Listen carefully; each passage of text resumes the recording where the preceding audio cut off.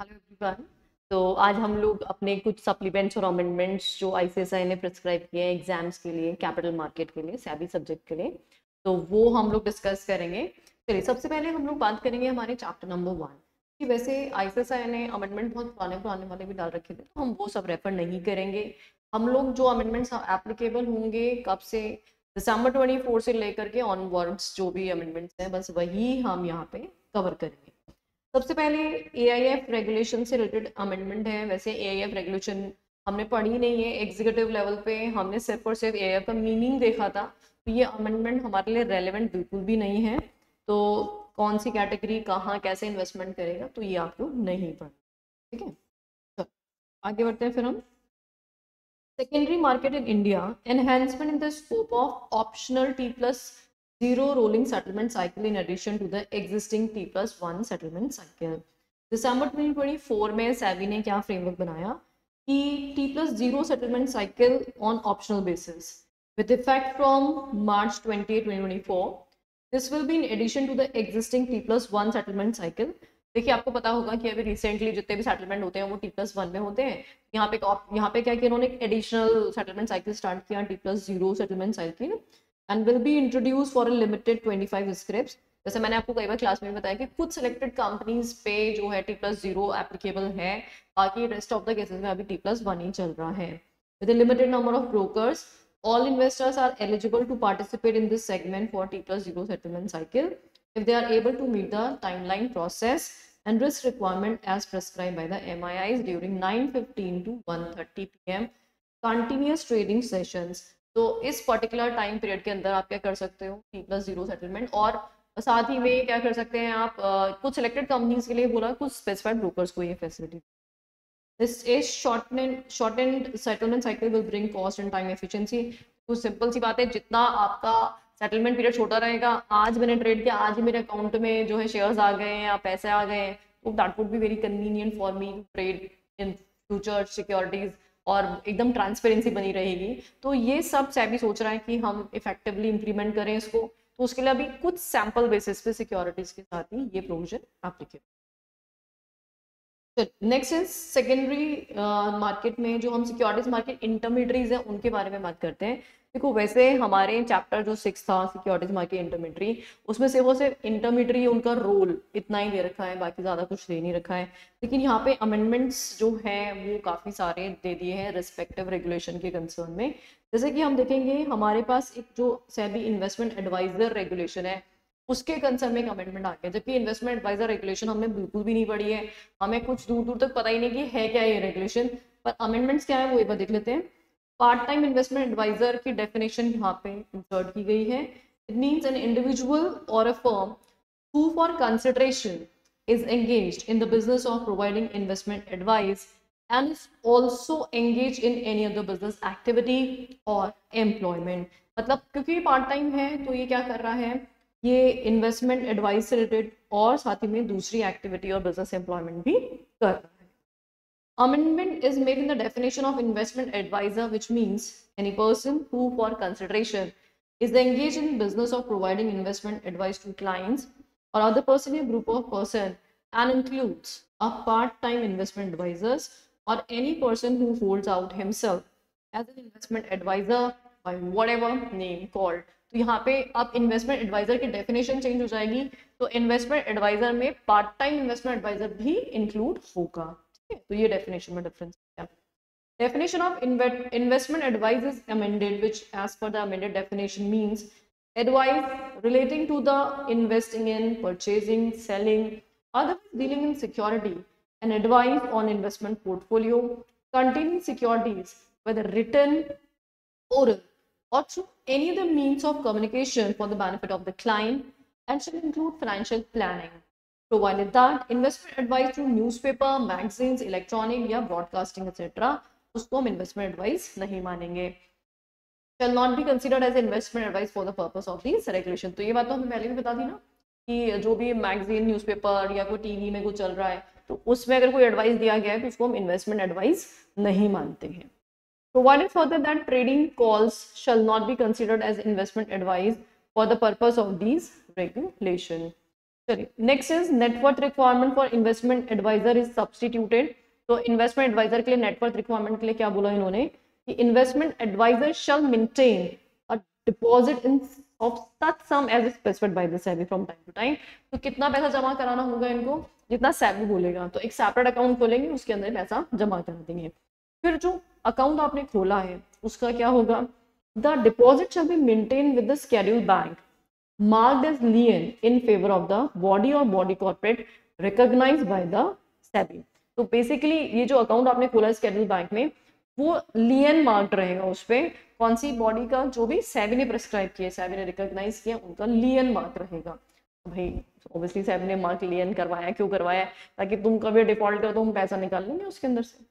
For the purpose of administration and supervision of investment advisers in accordance with the regulation 14 of this regulation. तो investment advisers को क्या करना पड़ेगा, सेबी के पास एक तरह से एक डिपॉजिट जमा करा के रखना पड़ेगा, एक सेपरेट अकाउंट खोलेंगे, डायरेक्टली सेबी के पास नहीं है, सेपरेट अकाउंट में है, और उसका जो लियन है, मतलब उसका पोजेशन कौन होल्ड करके रखेगा, कोई भी बॉडी या कोई भी बॉडी कॉर्पोरेट जो सेबी ने प्रिस्क्राइब किया हुआ था। Provided that such deposit shall be available for utilization in case of investment advisor fails to pay dues emanating out of arbitration and conciliation proceeding, if any, under the online dispute resolution mechanism or any other mechanism। तो अगर मान लीजिए कोई online dispute resolution चल रहा है, arbitration वगैरह चल रहा है, उसकी फीस पे नहीं की है इन्वेस्टमेंट एडवाइजर ने, तो फिर हम इस अकाउंट से पैसा निकाल लेंगे। Investment adviser who uses artificial intelligence tools irrespective of the sale and scenario of adoption of such tool for servicing its clients shall be solely responsible for security, confidentiality, integrity of the client data। तो जो भी AI tools use कर रहा है, तो भाई उसको क्या करना पड़ेगा, अपने क्लाइंट के डेटा की कॉन्फिडेंशियलिटी को खुद से ही मेंटेन करना पड़ेगा, उसकी रिस्पॉन्सिबिलिटी डाल दिया। Use of any other information या data to arrive at investment advice, investment advice based on output of artificial intelligence tools and compliance with any law for the timing in force। जितने भी law यहाँ पे safety security के लिए रहेंगे, AI tools के concern में रहेंगे, वो सारे के सारे कंप्लायंसेस यहाँ पे जो है इन्वेस्टमेंट एडवाइजर को फॉलो करना है, क्योंकि जैसे टेक्नोलॉजी बढ़ेगी, क्राइम बढ़ेंगे, कॉन्फिडेंशियलिटी के ऊपर रिस्क आ जाएगा, इसलिए वो सारे सिक्योरिटी मेजर्स फॉलो करने हैं। नेक्स्ट है, तो मेन तो डेफिनेशन वगैरह का जो डिफरेंस है, ये तो हमें ध्यान रखना ही है कि डेफिनेशन में क्या क्या डिफरेंसेस आ गए हैं, कौन पार्ट टाइम इन्वेस्टमेंट एडवाइजर को यहाँ पे इंसर्ट कर दिया है, और साथ ही में एक सेपरेट अकाउंट खोलेंगे जिसको हम एज अ सिक्योरिटी रख रहे हैं।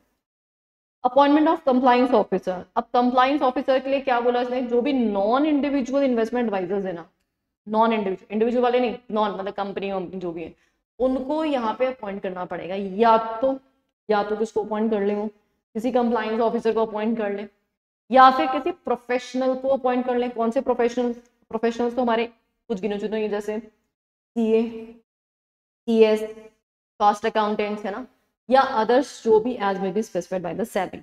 तो ये जो भी प्रोफेशनल्स है उनको अपॉइंट किया जा सकता है, provided such professionals hold relevant certifications from NSIM as may be specified by the SEBI who shall be responsible for monitoring the compliance। आपको याद है हमने हर पॉइंट में पढ़ा था कंप्लाइंस ऑफिसर अपॉइंट करना, तो यहाँ पे कंप्लाइंस ऑफिसर भी अपॉइंट हो सकता है, या फिर ये प्रोफेशनल भी अपॉइंट जा सकती है, ठीक है।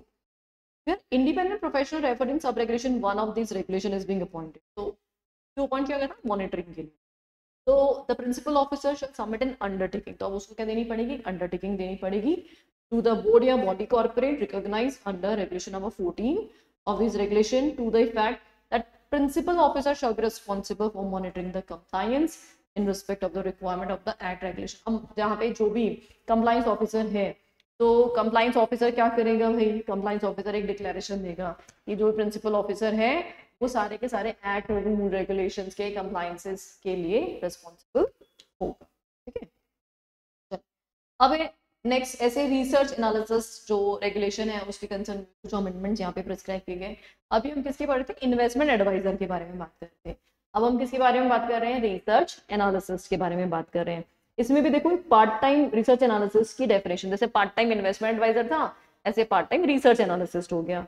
इसमें वही इंडिविजुअल या partnership firm for consideration engage in the business of providing research services and is also engaged in any other business activity। तो जो पार्ट टाइम में ये काम कर रहा है, बाकी अदरवाइज अपना नॉर्मल बिजनेस ऑपरेट कर रहा है। अब रिसर्च एनालिसिस की डेफिनेशन भी यहाँ पे चेंज होनी है, ऑब्वियसली इसमें इंक्लूड हो जाएगा पार्ट टाइम वाला भी। तो for consideration is engage in the business for providing research services and includes part time research analysis. तो यहाँ पे कौन इंक्लूड होगा, पार्ट टाइम रिसर्च एनालिसिस भी इंक्लूड होगा। अब यहाँ पे new definition of research is inserted which means following services provided by the research analyst. Number 1, preparation publication of research report, ये पहले भी होता था, रिसर्च रिपोर्ट बनाएंगे। प्रोवाइडिंग इशूइंग रिसर्च रिपोर्ट, ये इशू भी करेंगे।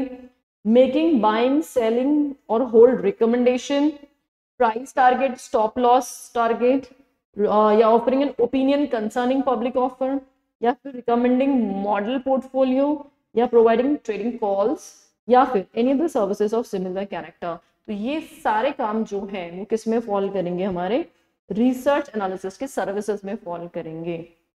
लेकिन यहाँ पे क्या बोल रहा है, whether or not such a person has a job of research analysis to the client, मतलब चाहे क्लाइंट के लिए आप रिसर्च एनालिसिस की तरह काम कर रहे हो कि नहीं कर रहे हो, दैट डजंट मैटर, है ना। कैपिटल एडिक्वेसी, इनके लिए भी सेम ही बात बोली है, डिपॉजिट करना है आपको शेड्यूल कमर्शियल बैंक में सेपरेटली आपको डिपॉजिट करना है, जैसा इतना अमाउंट जितना कि सेबी प्रिस्क्राइब करेगा।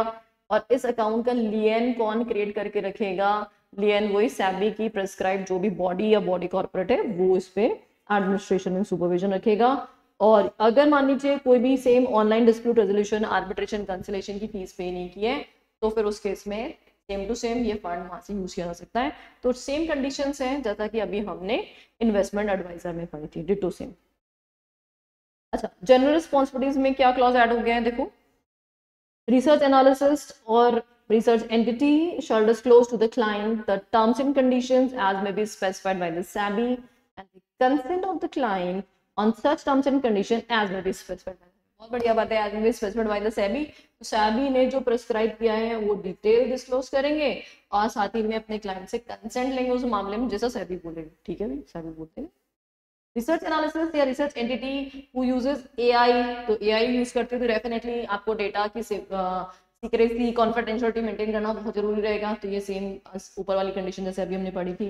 रिसर्च एनालिसिस और research entity engage in providing model portfolio shall be abide by the guidelines issued by the SEBI from time to time. तो ये आपको यहाँ पे जनरल रिस्पॉन्सिबिलिटीज में कुछ पॉइंट और एड ऑन करना।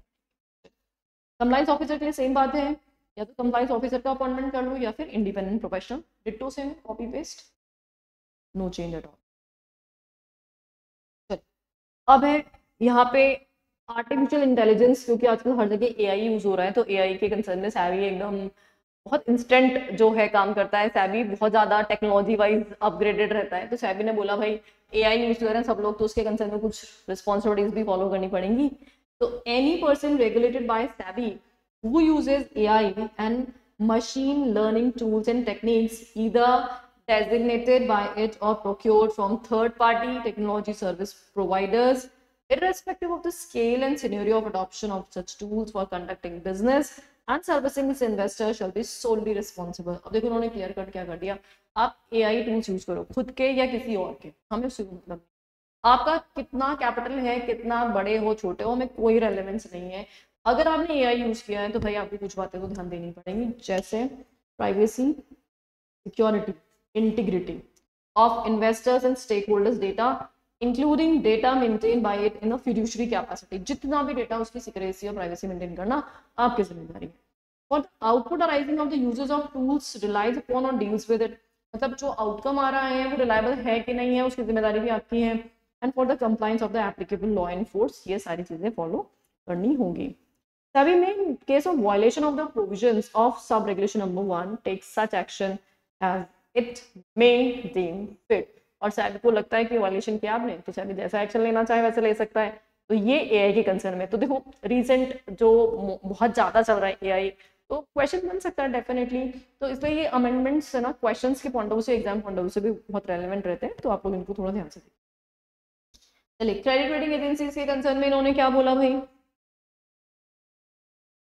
Chapter 2A for credit rating agencies, namely past risk return verification agency, specifying that activity of past risk and return verification agency may be carried out by credit rating agency with the approval of SEBI on such terms and conditions, such बहुत सही है, as specified by the SEBI, and the past risk return verification agency shall engage a recognized stock exchange as a past risk and return verification agency data center on terms and condition as may be specified by the SEBI. तो यहाँ पे basically क्या बोला उन्होंने कि जो past risk and return verification agency है, इसके कंसर्न में activity of past risk and return क्या कर सकती है, may be carried out by credit rating agency, मतलब क्रेडिट एजेंसी जो है वो ये सारा काम कर सकती है, मतलब कोई भी पुराना डेटा पास्ट रिस्क क्या है, उसका वेरिफिकेशन क्या है, वो सब कुछ क्रेडिट रेटिंग देख सकती है। इसके कंसर्न में इन्होंने क्या बोला है, न्यू चैप्टर एड ऑन किया है, चैप्टर 3C।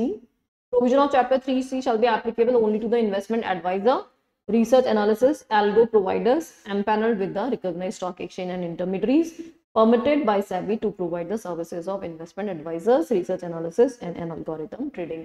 तो जो लोग इस तरह के सर्विसेज दे रहे हैं, 3 लोग बोले इन्होंने, नंबर 1 इन्वेस्टमेंट एडवाइजर, दूसरा रिसर्च एनालिसिस और तीसरा एल्गो प्रोवाइडर्स। तो जो SEBI के पास रजिस्टर्ड है और इस तरह के सर्विसेज दे रहे हैं, तो ये लोग क्या करेंगे, permitted to make claim of returns of performance in the form of risk and return metrics which have been verified by the credit rating agencies recognized SEBI to carry out activities of past risk and return verification agency। तो ये लोग क्या कर सकते हैं, chapter 3C basically add on किया गया है कि यहाँ पे जो भी risk associated with any investment होगा उसके कंसर्न में एनालिसिस वगैरह इनको करना है, वेरिफिकेशन करना है, तो उसके लिए क्या कर सकते हैं, क्रेडिट रेटिंग एजेंसी से यहाँ पे रिस्क एनालिसिस कराया जा सकता है। तो ये कुछ अमेंडमेंट्स हमारे चैप्टर नंबर 6 के कंसर्न में थे। चलिए अभी IFSCA जो हमारा चैप्टर नंबर 7 है उसके कंसर्न में क्या क्या अमेंडमेंट्स हैं देखेंगे। IFSCA has issued IFSCA informal guidance scheme, जैसे आपको याद ही होगा SEBI में भी इनफॉर्मल गाइडेंस स्कीम होती है, वैसे यहाँ पे भी इन्होंने डाल दी है। इसका mechanism seeking clarity and guidance, जैसे आपको याद होगा कि हमने SEBI एक्ट में भी पढ़ा था इनफॉर्मल गाइडेंस, जिसमें 2 तरीके की चीजें होती हैं, नो एक्शन लेटर होता है और इंटरप्रिटेटिव, है ना, इंटरप्रेटिव लेटर्स और नो एक्शन लेटर्स होते हैं। तो यहाँ पे भी इन्होंने ऐसा ही कुछ क्लैरिफिकेशंस के लिए, आप लोगों को कंफ्यूजन हो रहा है, समझ नहीं आ रहा है, तो वो इंटरप्रिटेशन वगैरह आप करवा सकते हो on various issues pertaining to the potential business activities and transactions which are under regulatory ambit of IFSCA and on other legal issues emanating from the acts administered by the IFSCA। तो basically यहाँ पे देखो IFSCA obviously IFSCA के अंदर fall करने वाले जो भी लॉ होंगे उनका ही इंटरप्रिटेशन करेगा, बाकी किसी और को तो नहीं करेगा। In order to effectively execute business decision and transaction within the financial service market, it is essential to have clarity and guidance on the extent regulatory framework for making informed and compliant decision. In order to facilitate the same, IFSCA hereby issues the said scheme। तो ताकि सही से implement हो, लोगों को confusion ना हो, कोई भी प्रॉब्लम है तो वो लोग इंटरप्रिटेशन करवा सकते हैं IFSCA के पास जाकर के, इस इंटेंशन के साथ इनफॉर्मल गाइडेंस स्कीम बनाई गई है। Eligible entities who can seek guidance include persons who are licensed, registered, recognized, authorized by the IFSCA, persons intending to undertake business transactions in relation to the financial product, financial services, and person desirous of setting up units in the IFSCA। ये सारे लोग यहाँ पे क्या कर सकते हैं, informal guidance के अंदर IFSCA से इंटरप्रिटेशन करा सकते हैं। कौन कौन लोग हो गए, who are licensed, registered, recognized या authorized by IFSCA, कैटेगरी जो परमिटेड बाय IFSCA है। दूसरा कौन से हैं, जो बिजनेस ट्रांजेक्शन्स लेके आएंगे, बिजनेस ट्रांजेक्शन्स जो कर रहे हैं, किसके कंसर्न में बिजनेस ट्रांजेक्शन, जैसे आप लोगों ने फाइनेंशियल प्रोडक्ट्स पढ़े होंगे, फाइनेंशियल सर्विसेज होगा आपको, तो उनके कंसर्न में जो भी बिजनेस ट्रांजेक्शन्स हैं तो उसके कंसर्न में भी यहाँ पे इंटरप्रिटेशन लिया जा सकता है इन लोगों से, या फिर जो लोग यहाँ पे फंड रेज करेंगे, है ना, या सेटिंग अप करेंगे यूनिट्स को, वो लोग। इसमें कौन कौन सा, वही no action letter, interpretative letter, same वही SEBI जैसे कर रहा था एज इट इज, सेम उसी कौन सा यहाँ पे भी। The scheme also provides confidential treatment of 90 days. Considering the sensitiveness of the certain transaction based on the request made, and the department will provide guidance within a period of 30 days and the fees shall be $1000। तो अगर आपको कोई interpretation चाहिए, आप $1000 की fees जमा कराएंगे तो आपको 30 डेज के अंदर अंदर IFSCA इंटरप्रिटेशन प्रोवाइड करेगा। The guidance provided under the scheme is not binding on the IFSCA and not amenable for appeal। मतलब देखो यहाँ पे गाइडेंस है सर, इसका मतलब ये नहीं कि आप उसको फाइनल डिसीजन मेकिंग मान करके और उसके अगेंस्ट में अपील लगा दो या कुछ और कर दो, दिस इज नॉट अलाउड, क्योंकि ये गाइडेंस दी गई आपके फैक्ट्स के बेसिस पे, राइट। और यहाँ पे दोनों पार्टीज को हियरिंग नहीं किया गया, आपने जो बताया उसके बेसिस पे उन्होंने गाइडेंस प्रोवाइड कर दिया। अब आपका फैक्ट गलत हो सकता है, या आप आधे अधूरे फैक्ट हो सकते हैं, या सामने वाले पार्टी को सुनवाई नहीं की गई होगी, तो बहुत सारी बातें हो सकती हैं, इसीलिए इसके बेसिस पे कोई भी लिटिगेशन नहीं हो सकता। तो ये हो गया सेम टू सेम वैसा ही है जैसे सेबी एक्ट में इनफॉर्मल गाइडेंस है। ट्रांजिशन ऑफ आईएफएससीए, तो इन्होंने क्या बोला, अब कुछ रिलैक्सेशन बेसिकली, अगर आप प्राइवेट प्लेसमेंट मेमोरेंडम इशू कर रहे हैं तो दे आर सर्टेन रिलैक्सेशंस। तो क्या क्या रिलैक्सेशंस हैं, देखो पहली बात तो वैलिडिटी पीरियड बढ़ा दिया इनका, जो प्राइवेट प्लेसमेंट मेमोरेंडम है उनका वैलिडिटी 6 मंथ से बढ़ा करके 12 मंथ्स कर दिया है ना, एक तो ये यहाँ पे रिलैक्सेशन हो गया। दूसरा इनका कैपिटल जो कॉर्पस था, कॉर्पस को इन्होंने क्या कर दिया है 5 मिलियन यूएसडी से रिड्यूस करके 3 मिलियन यूएसडी कर दिया, तो 3 मिलियन यूएसडी हो गया है 5 से। जो पुराने जो स्कीम थी उसके अंदर रिस्ट्रिक्शन से उनको थोड़ा सा रिलैक्स कर दिया है ना। Operate under the new regime. One-time opportunity is being offered to the fund management entities to seek an extension of PPM of venture capital fund. अब देखो जो पुरानी स्कीम्स थी पुराने गाइडलाइंस के अंदर 2022 के अंदर, तो उनको यहाँ पे बोला जा रहा है कि अगर तुम चाहो, तुम्हें हम एक अपॉर्चुनिटी दे रहे हैं, तुम उसको एक्सटेंड करा सकते हो, life time one time opportunity है, तो तुम चाहो तो उसको एक्सटेंड कर सकते हो, और एक्सटेंशन के लिए आपको 3 महीने के अंदर एक फॉर्म फाइल करना पड़ेगा, रीफाइल करना पड़ेगा, जिसके लिए कोई प्रोसेसिंग नहीं लगेगी। क्या शानदार काम है, कोई प्रोसेसिंग फीस भी आपको पे नहीं करनी होगी। तो these are certain amendments of IFSCA. Next chapter पे हम पढ़ते हैं हमारे आईसीडीआर की तरफ। तो आईसीडीआर रेगुलेशन में क्या क्या अमेंडमेंट्स जो हैं वो अभी एप्लीकेबल होंगे। तो सबसे पहले हम रेगुलेशन नंबर 3 एप्लीकेबिलिटी की बात कर रहे हैं। देखो राइट इशू में हमने पढ़ा था कि अगर आपका मिनिमम कैपिटल 50 करोड़ है तो ही आप पे रेगुलेशन एप्लीकेबल था, नहीं तो नहीं होगा। तो यहाँ पे उन्होंने बोला कि अब 50 करोड़ वाली लिमिट हट गई है, ये लिमिट ओमिट हो गई है 50 करोड़ और मोर वाली। अब इसका मतलब ये है कि कोई भी लिस्टेड कंपनी राइट इशू लाएगी तो उसको आईसीडीआर फॉलो करना ही होगा। तो लिस्टेड कंपनी है, राइट इशू ला रही है, तो आईसीडीआर बाय डिफॉल्ट फॉलो करना है irrespective of the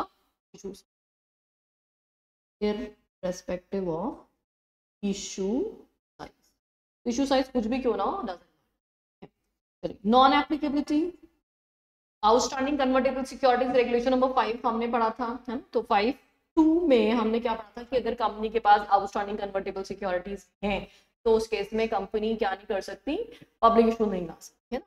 उसमें आपको याद होगा कि हमने कोई 2 एक्सेप्शन पढ़े थे। पहला एक्सेप्शन था कि अगर एम्प्लॉय बेनिफिट स्कीम के अंदर ईसॉस अगर है तो उस पर प्रोविजन एप्लीकेबल नहीं होता। तो ईसॉस के साथ एक नया वर्ड और ऐड करना है, एसएआर।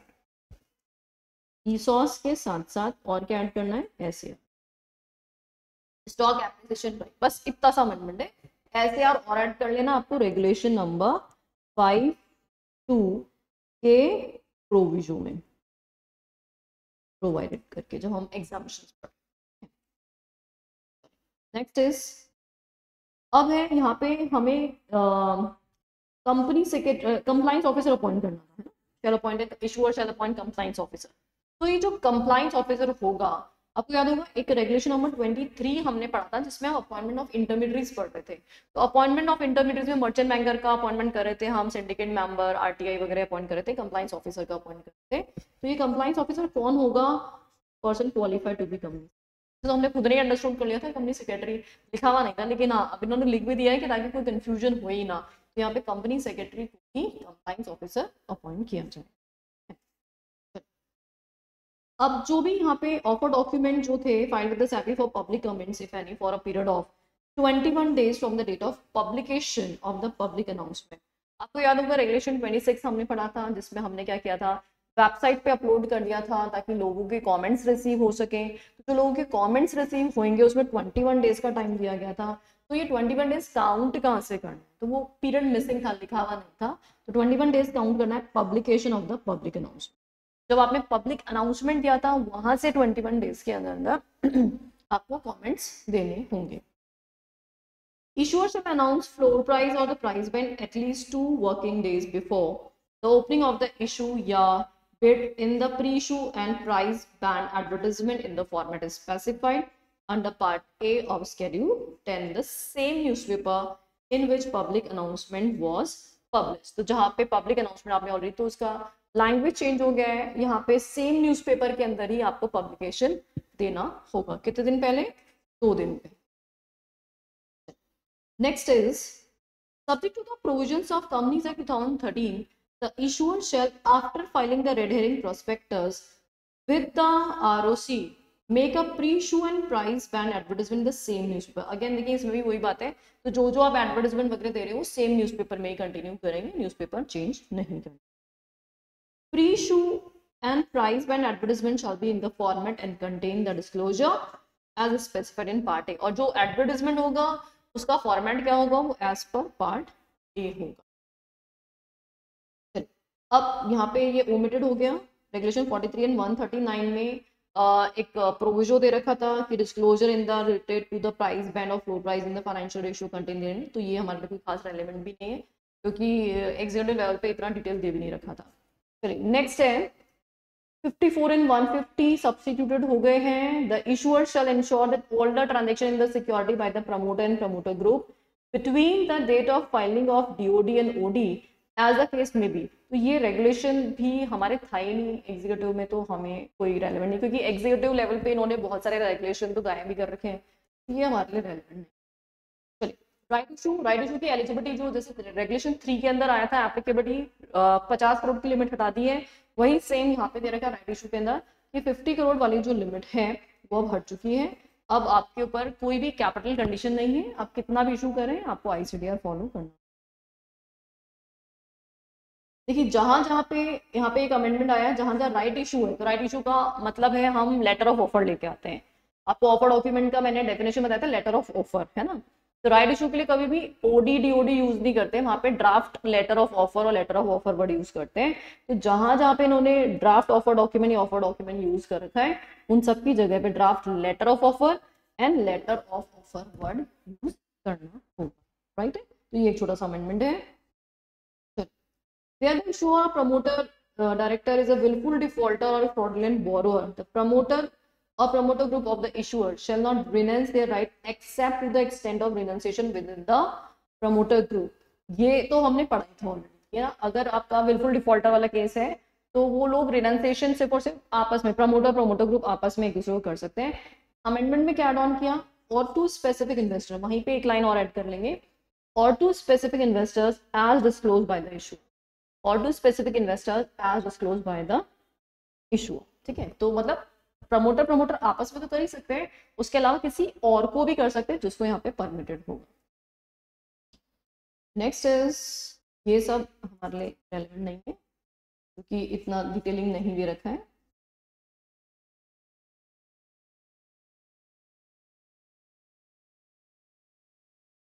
क्योंकि एग्जीक्यूटिव लेवल पे बहुत ही कम दे रखा है आईसीडीआर में सिर्फ और सिर्फ रेफरेंसेस दे रखे हैं, तो ये सारे रेगुलेशंस ही हमने पढ़े ही नहीं है, तो इनका अमेंडमेंट्स हमारे लिए रेलेवेंट नहीं है. तो ये आगे के ये जो भी रेगुलेशंस दे रखे हैं ये आपके लिए रेलेवेंट नहीं है. ठीक है, तो ये आईसीडीआर हमारा कंप्लीट हो गया. अब नेक्स्ट है हमारा issue and listing of NCS. अब एनसीएस रेगुलेशन में जो एक छोटा सा अमेंडमेंट एड ऑन किया है, this is for ESG debt security. तो ईएसजी डेट सिक्योरिटी का डेफिनेशन उन्होंने डाला है, तो हाँ इस पे जरूर डेफिनेटली क्वेश्चन पूछता है ईएसजी डेट सिक्योरिटी क्या है. तो which mean green debt security.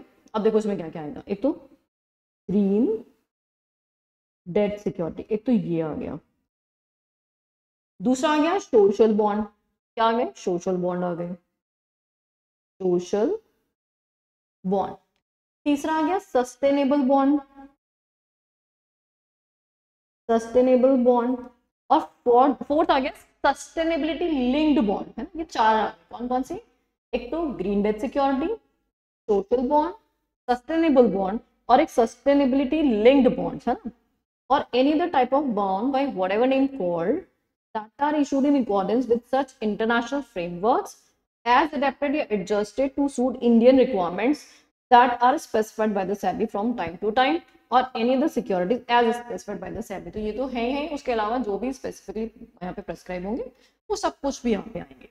The issuer desirous of issuing listing of ESG debt security shall comply with such conditions as may be specified by the SEBI। सबसे बढ़िया word है this, as may be specified by the SEBI। तो ठीक है भाई, और regulation 26 is omitted. ठीक है, तो ये कुछ अमेंडमेंट्स हैं हमारे कौन से एनसीएस रेगुलेशन के कंसर्न चैप्टर 10। नेक्स्ट है हमारा regulation number chapter 11 LODR. LODR में जो हमारा अमेंडमेंट है दिसंबर 31 2024 का, उसमें सबसे पहले इन्होंने क्या बोला कि रेगुलेशन नंबर 21 के एक डेफिनेशन है हाफ ईयरली की डेफिनेशन ओमिट कर दी है। तो सिंपल डेफिनेशन हट गई है। जैसे हमने एलओडीआर रेगुलेशन में बहुत सारी डेफिनेशन पढ़ी भी नहीं है, वो डेफिनेशन हमने ऑलरेडी पढ़ी भी नहीं थी। नेक्स्ट है related party transaction. Related party transaction की जो डेफिनेशन है उसमें एक न्यू प्रोविजो जो है वो इंसर्ट हो चुका है। तो इन्होंने क्या बोला, acceptance of current deposit and saving account deposit by banks in compliance with the directions issued by the RBI or any other central bank in the relevant jurisdiction from time to time. For the purpose of clause C and D above, acceptance of deposit includes payment of interest thereon. Retail purchases from any listed entity or its subsidiary by its directors or its employee without establishing a business relationship and at the terms which are uniformly applicable offered to all employees or directors। देखिए basically related party transaction की definition जो है हमने section 21ZC में पढ़ी थी already. तो जो रिलेटेड पार्टी ट्रांजेक्शन की डेफिनेशन है उसमें इन्होंने क्या बोला, ये प्रोविजो में कुछ और पॉइंट एड ऑन हुए, मतलब किस किस केस में रिलेटेड पार्टी ट्रांजेक्शन नहीं माना जाए, उसमें और पॉइंट्स एड ऑन किए थे। तो किस किस को नहीं माना जाएगा, अगर मान लीजिए कोई भी बैंक क्या कर रहा है, एक्सेप्टेंस कर रहा है। बैंक का तो ऑर्डिनरी कोर्स ऑफ बिजनेस होता है कि पैसा एक्सेप्ट करना। तो acceptance of current account deposit and saving account deposit by the banks in compliance with the directions of the RBI. Bank क्या कर रहे हैं, करंट अकाउंट खोलते हैं, saving account, saving bank current account ये खोलते हैं। तो ये अकाउंट ओपन करेगा, उसमें डिपॉजिट एक्सेप्ट कर रहा है, तो ये ऑर्डिनरी कोर्स ऑफ बिजनेस का पार्ट माना है। तो और any other central bank in relevant jurisdiction from time to time, ये जो भी कुछ करें आरबीआई के इंस्ट्रक्शन में कर रहे हैं, ऑब्वियसली यहाँ पे ये प्रोविजन एप्लीकेबल नहीं होगा। Retail purchases from any listed entity और its subsidiary by its directors और इट्स एम्प्लॉइज। अब देखो रिटेल परचेजेस किस फ्रॉम लिस्टेड एंटिटी और सब्सिडरी, कौन परचेज कर रहा है, डायरेक्टर्स या उसके employees without establishing a business relationship. अब मान लीजिए नेस्ले कंपनी के कुरकुरे हैं, डायरेक्टर ने कुरकुरे का पैकेट परचेज कर लिया, तो थोड़ी ना कोई बिजनेस ट्रांजेक्शन में फॉल कर जाएगा ये, तो ये बिजनेस ट्रांजेक्शन नहीं माना जाएगा, इसमें कोई बिजनेस रिलेशनशिप नहीं आ रहा है। At the term which are uniformly applicable या offer to the employees and directors, या फिर वो उन कंडीशंस पे है जो कंडीशन सारे एम्प्लॉयज के लिए एप्लीकेबल है, सब लोगों के लिए कॉमनली यूनिफॉर्मली एप्लीकेबल। तो फिर ऐसी कंडीशंस के साथ अगर कोई परचेज सेल हो रहा है विदाउट एस्टैब्लिशिंग बिजनेस रिलेशनशिप, तो उसको भी हम यहाँ पे एक्सेप्शन में ही फॉलो कराएंगे। तो आई होप ये दोनों एक्सेप्शन आप लोगों को समझ में आ गए हैं। पहला एक्सेप्शन क्या हुआ, बैंक का। तो बैंक अगर ऑर्डिनरी कोर्स ऑफ बिजनेस में current account, saving account open कर रहा है, डिपॉजिट एक्सेप्ट कर रहा है आरबीआई के इंस्ट्रक्शंस में या सेंट्रल बैंक के जो भी इंस्ट्रक्शंस है उसमें। और दूसरा क्या बोला इसने कि अगर यहाँ पे कोई भी डायरेक्टर जो है वो कंपनी से रिटेल में कोई भी परचेज कर रहा है गुड्स को, तो उन सेम यूनिफॉर्म कंडीशंस के साथ जो सारे डायरेक्टर सारे एम्प्लॉयज के लिए एप्लीकेबल है, तो ठीक है चलेगा ये। चलिए regulation number 21ZLA is inserted defining the term SR equity shares, which means the equity shares of listed entity having superior voting rights compared to all other equity shares issued by that listed entity। तो एक नई definition SR shares की, हमें already पता है SR shares का होता है जिनके पास नॉर्मल से ज्यादा वोटिंग राइट्स होते हैं। In terms of regulation number 6(1), a listed entity shall appoint a qualified company secretary as a compliance officer. After the existing regulation 6(1), the following new proviso is inserted। Regulation 6 सब लोगों को याद है, हम लोगों का ही रेगुलेशन है, कंप्लाइंस ऑफिसर का अपॉइंटमेंट किया जाता है कंपनी सेक्रेटरी का। तो जो कंप्लाइंस ऑफिसर का अपॉइंटमेंट किया था उसके लिए जो प्रोविजो दे रखा है, what is that proviso, that the compliance officer, कौन होगा ये compliance officer, shall be an officer who is in full-time employment of the listed entity not more than one level below the board of directors and shall be designated as KMP। तो मतलब यहाँ पे यह बता दिया कि जो आप कंप्लाइंस ऑफिसर अपॉइंट कर रहे हो वो पार्ट टाइम एम्प्लॉय नहीं होगा, वो फुल टाइम एम्प्लॉय होगा। तो जो कंप्लाइंस ऑफिसर होगा, पहली बात तो वो क्या होना चाहिए, फुल टाइम एम्प्लॉय होना चाहिए। और साथ ही में जो कंप्लाइंस ऑफिसर उसका डेजिग्नेशन क्या होगा, उसका डेजिग्नेशन जो है कम से कम बोर्ड की रैंकिंग या मैक्सिमम 1 लेवल बिलो हो सकता है, इससे नीचे नहीं जा सकता। तो उसका जो डेजिग्नेशन होगा मैक्सिमम 1 लेवल बिलो बोर्ड। तो ये कंप्लाइंस ऑफिसर के कंसर्न में ये कमेंटमेंट है छोटा सा। Further, in terms of regulation number 61A, any vacancy in the office of compliance officer shall be filled by the listed entity at the earliest and in case not within 3 months from such vacancy। और अगर by chance कोई vacancy arise हो गई है तो उस case में कितने टाइम में इस वैकेंसी को फिल करना पड़ेगा, 3 मंथ्स के अंदर वैकेंसी फिल होगी। Fill vacancy. After regulation number 61A, the provision here to the new sub-regulation number 61B is being inserted. तो 1B क्या होता है, 1A 1B ये सारे रेगुलेशन यहाँ पे इंसर्ट हुए हैं।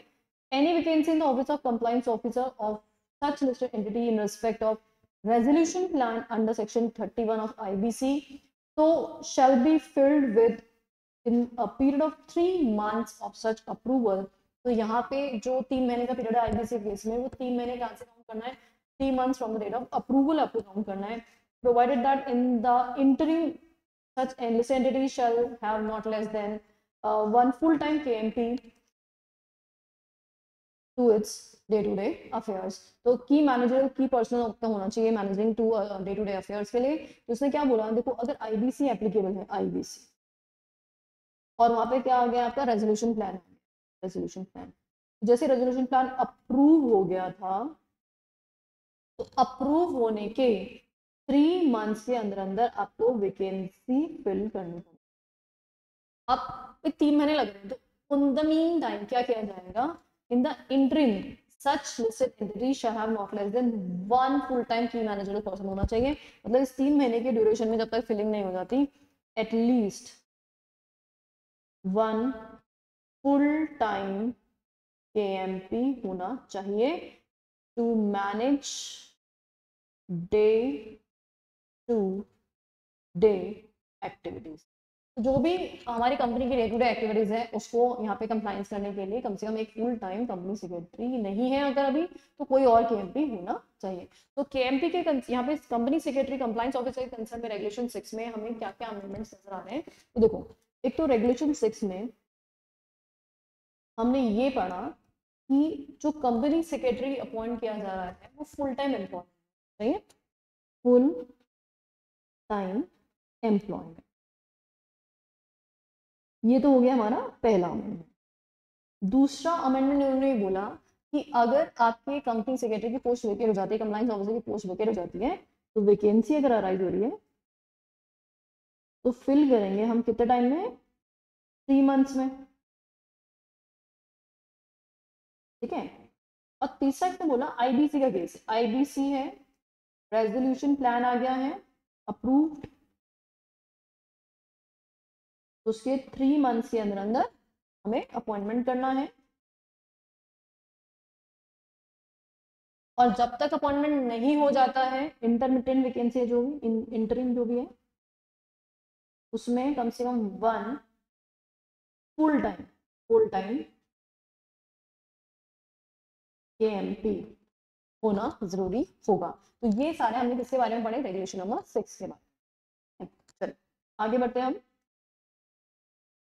Regulation number 7। अच्छा, आई होप सबको याद होगा यार, रेगुलेशन नंबर 7 हमने किसके बारे में, हम शेयर ट्रांसफर एजेंट की अपॉइंटमेंट की बात करते हैं रेगुलेशन 7 में। तो 7(3) has been omitted regarding relating to the submission of compliance certificate to the exchange duly signed by both compliance officer of the listed entity and the authorized representative of the SCA certifying compliance with the requirement। तो ये जो provision था 7.3 वाला वो omit हो चुका है ना, omitted.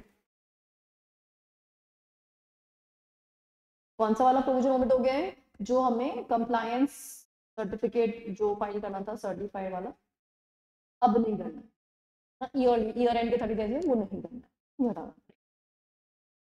Regulation number 10(1)A, regulation number 10(1)A, तो ये क्या बोलता है कि specifying the board may enable integrated filing of the periodic reports, statement, documents or any other information reported to be filed by a listed entity under the act or regulation made thereunder in the format and within the timelines as may be specified.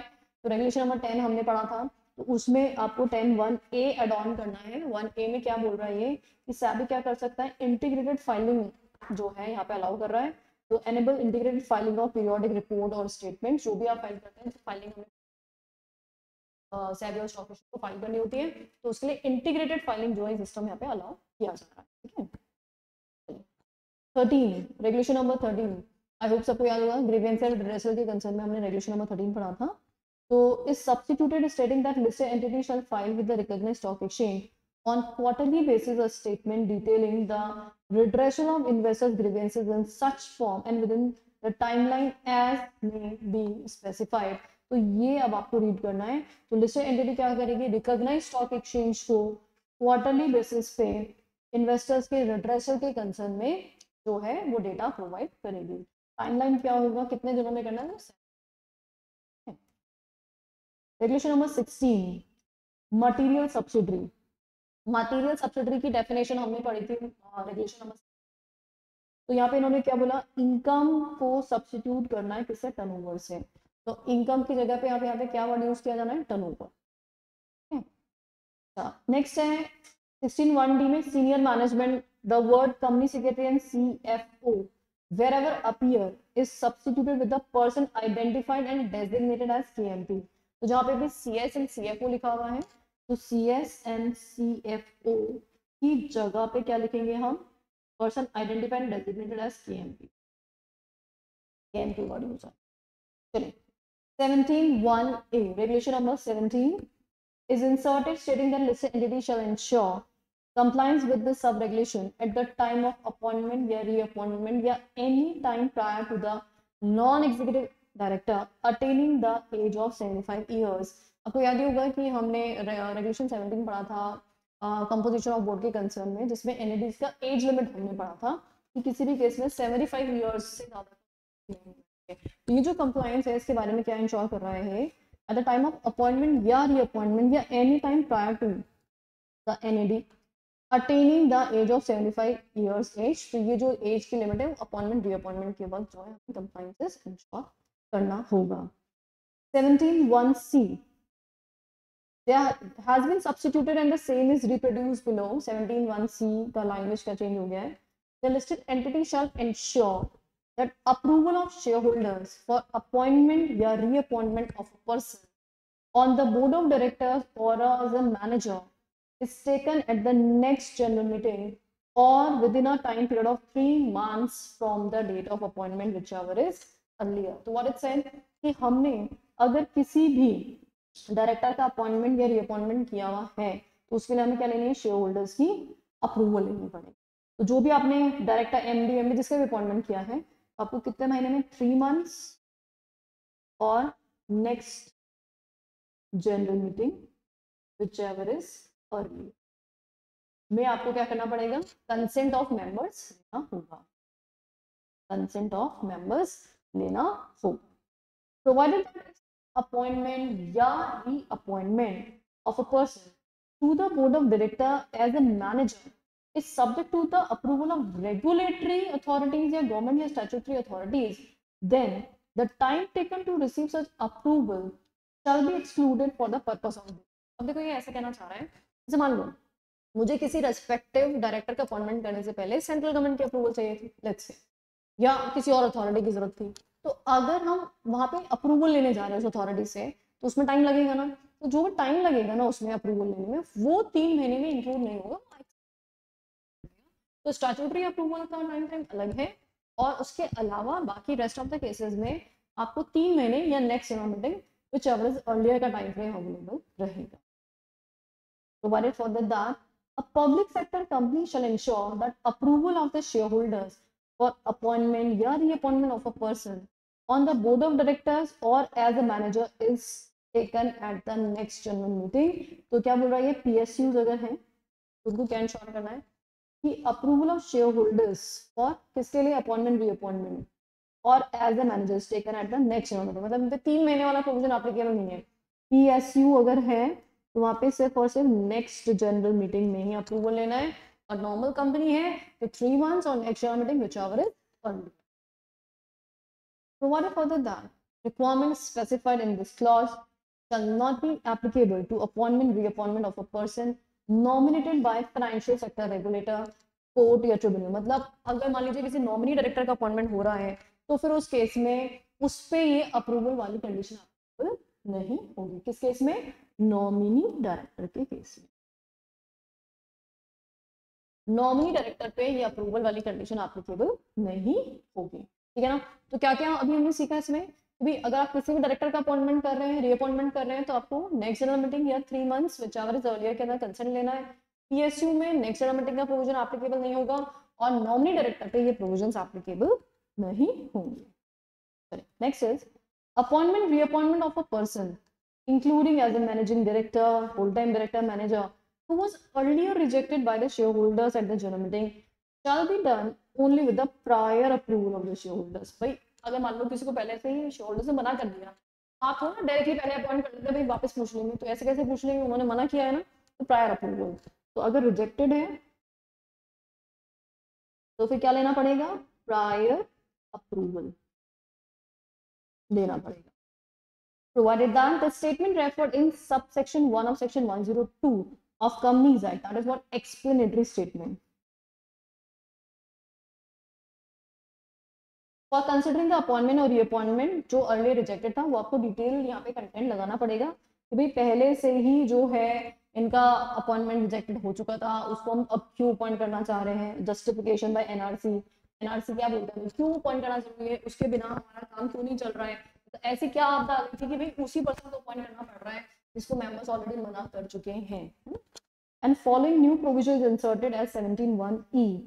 If the vacancy in the office of director results in non-compliance with the provisions of regulation 18, 19, 20, 21, the listed entity shall ensure the compliance at the earliest and in any case not later than 3 months from the date of such vacancy। देखिए 18 आपको याद है audit committee के बारे में हमने पढ़ा था ना, 19 हमने किसके बारे में पढ़ा, NRC के बारे में पढ़ा है ना। ऐसे हमने स्टेक होल्डर रिलेशनशिप कमेटी, ये सारी डिफरेंट कमिटीज हमने पढ़ी है, रिस्क मैनेजमेंट कमेटी और।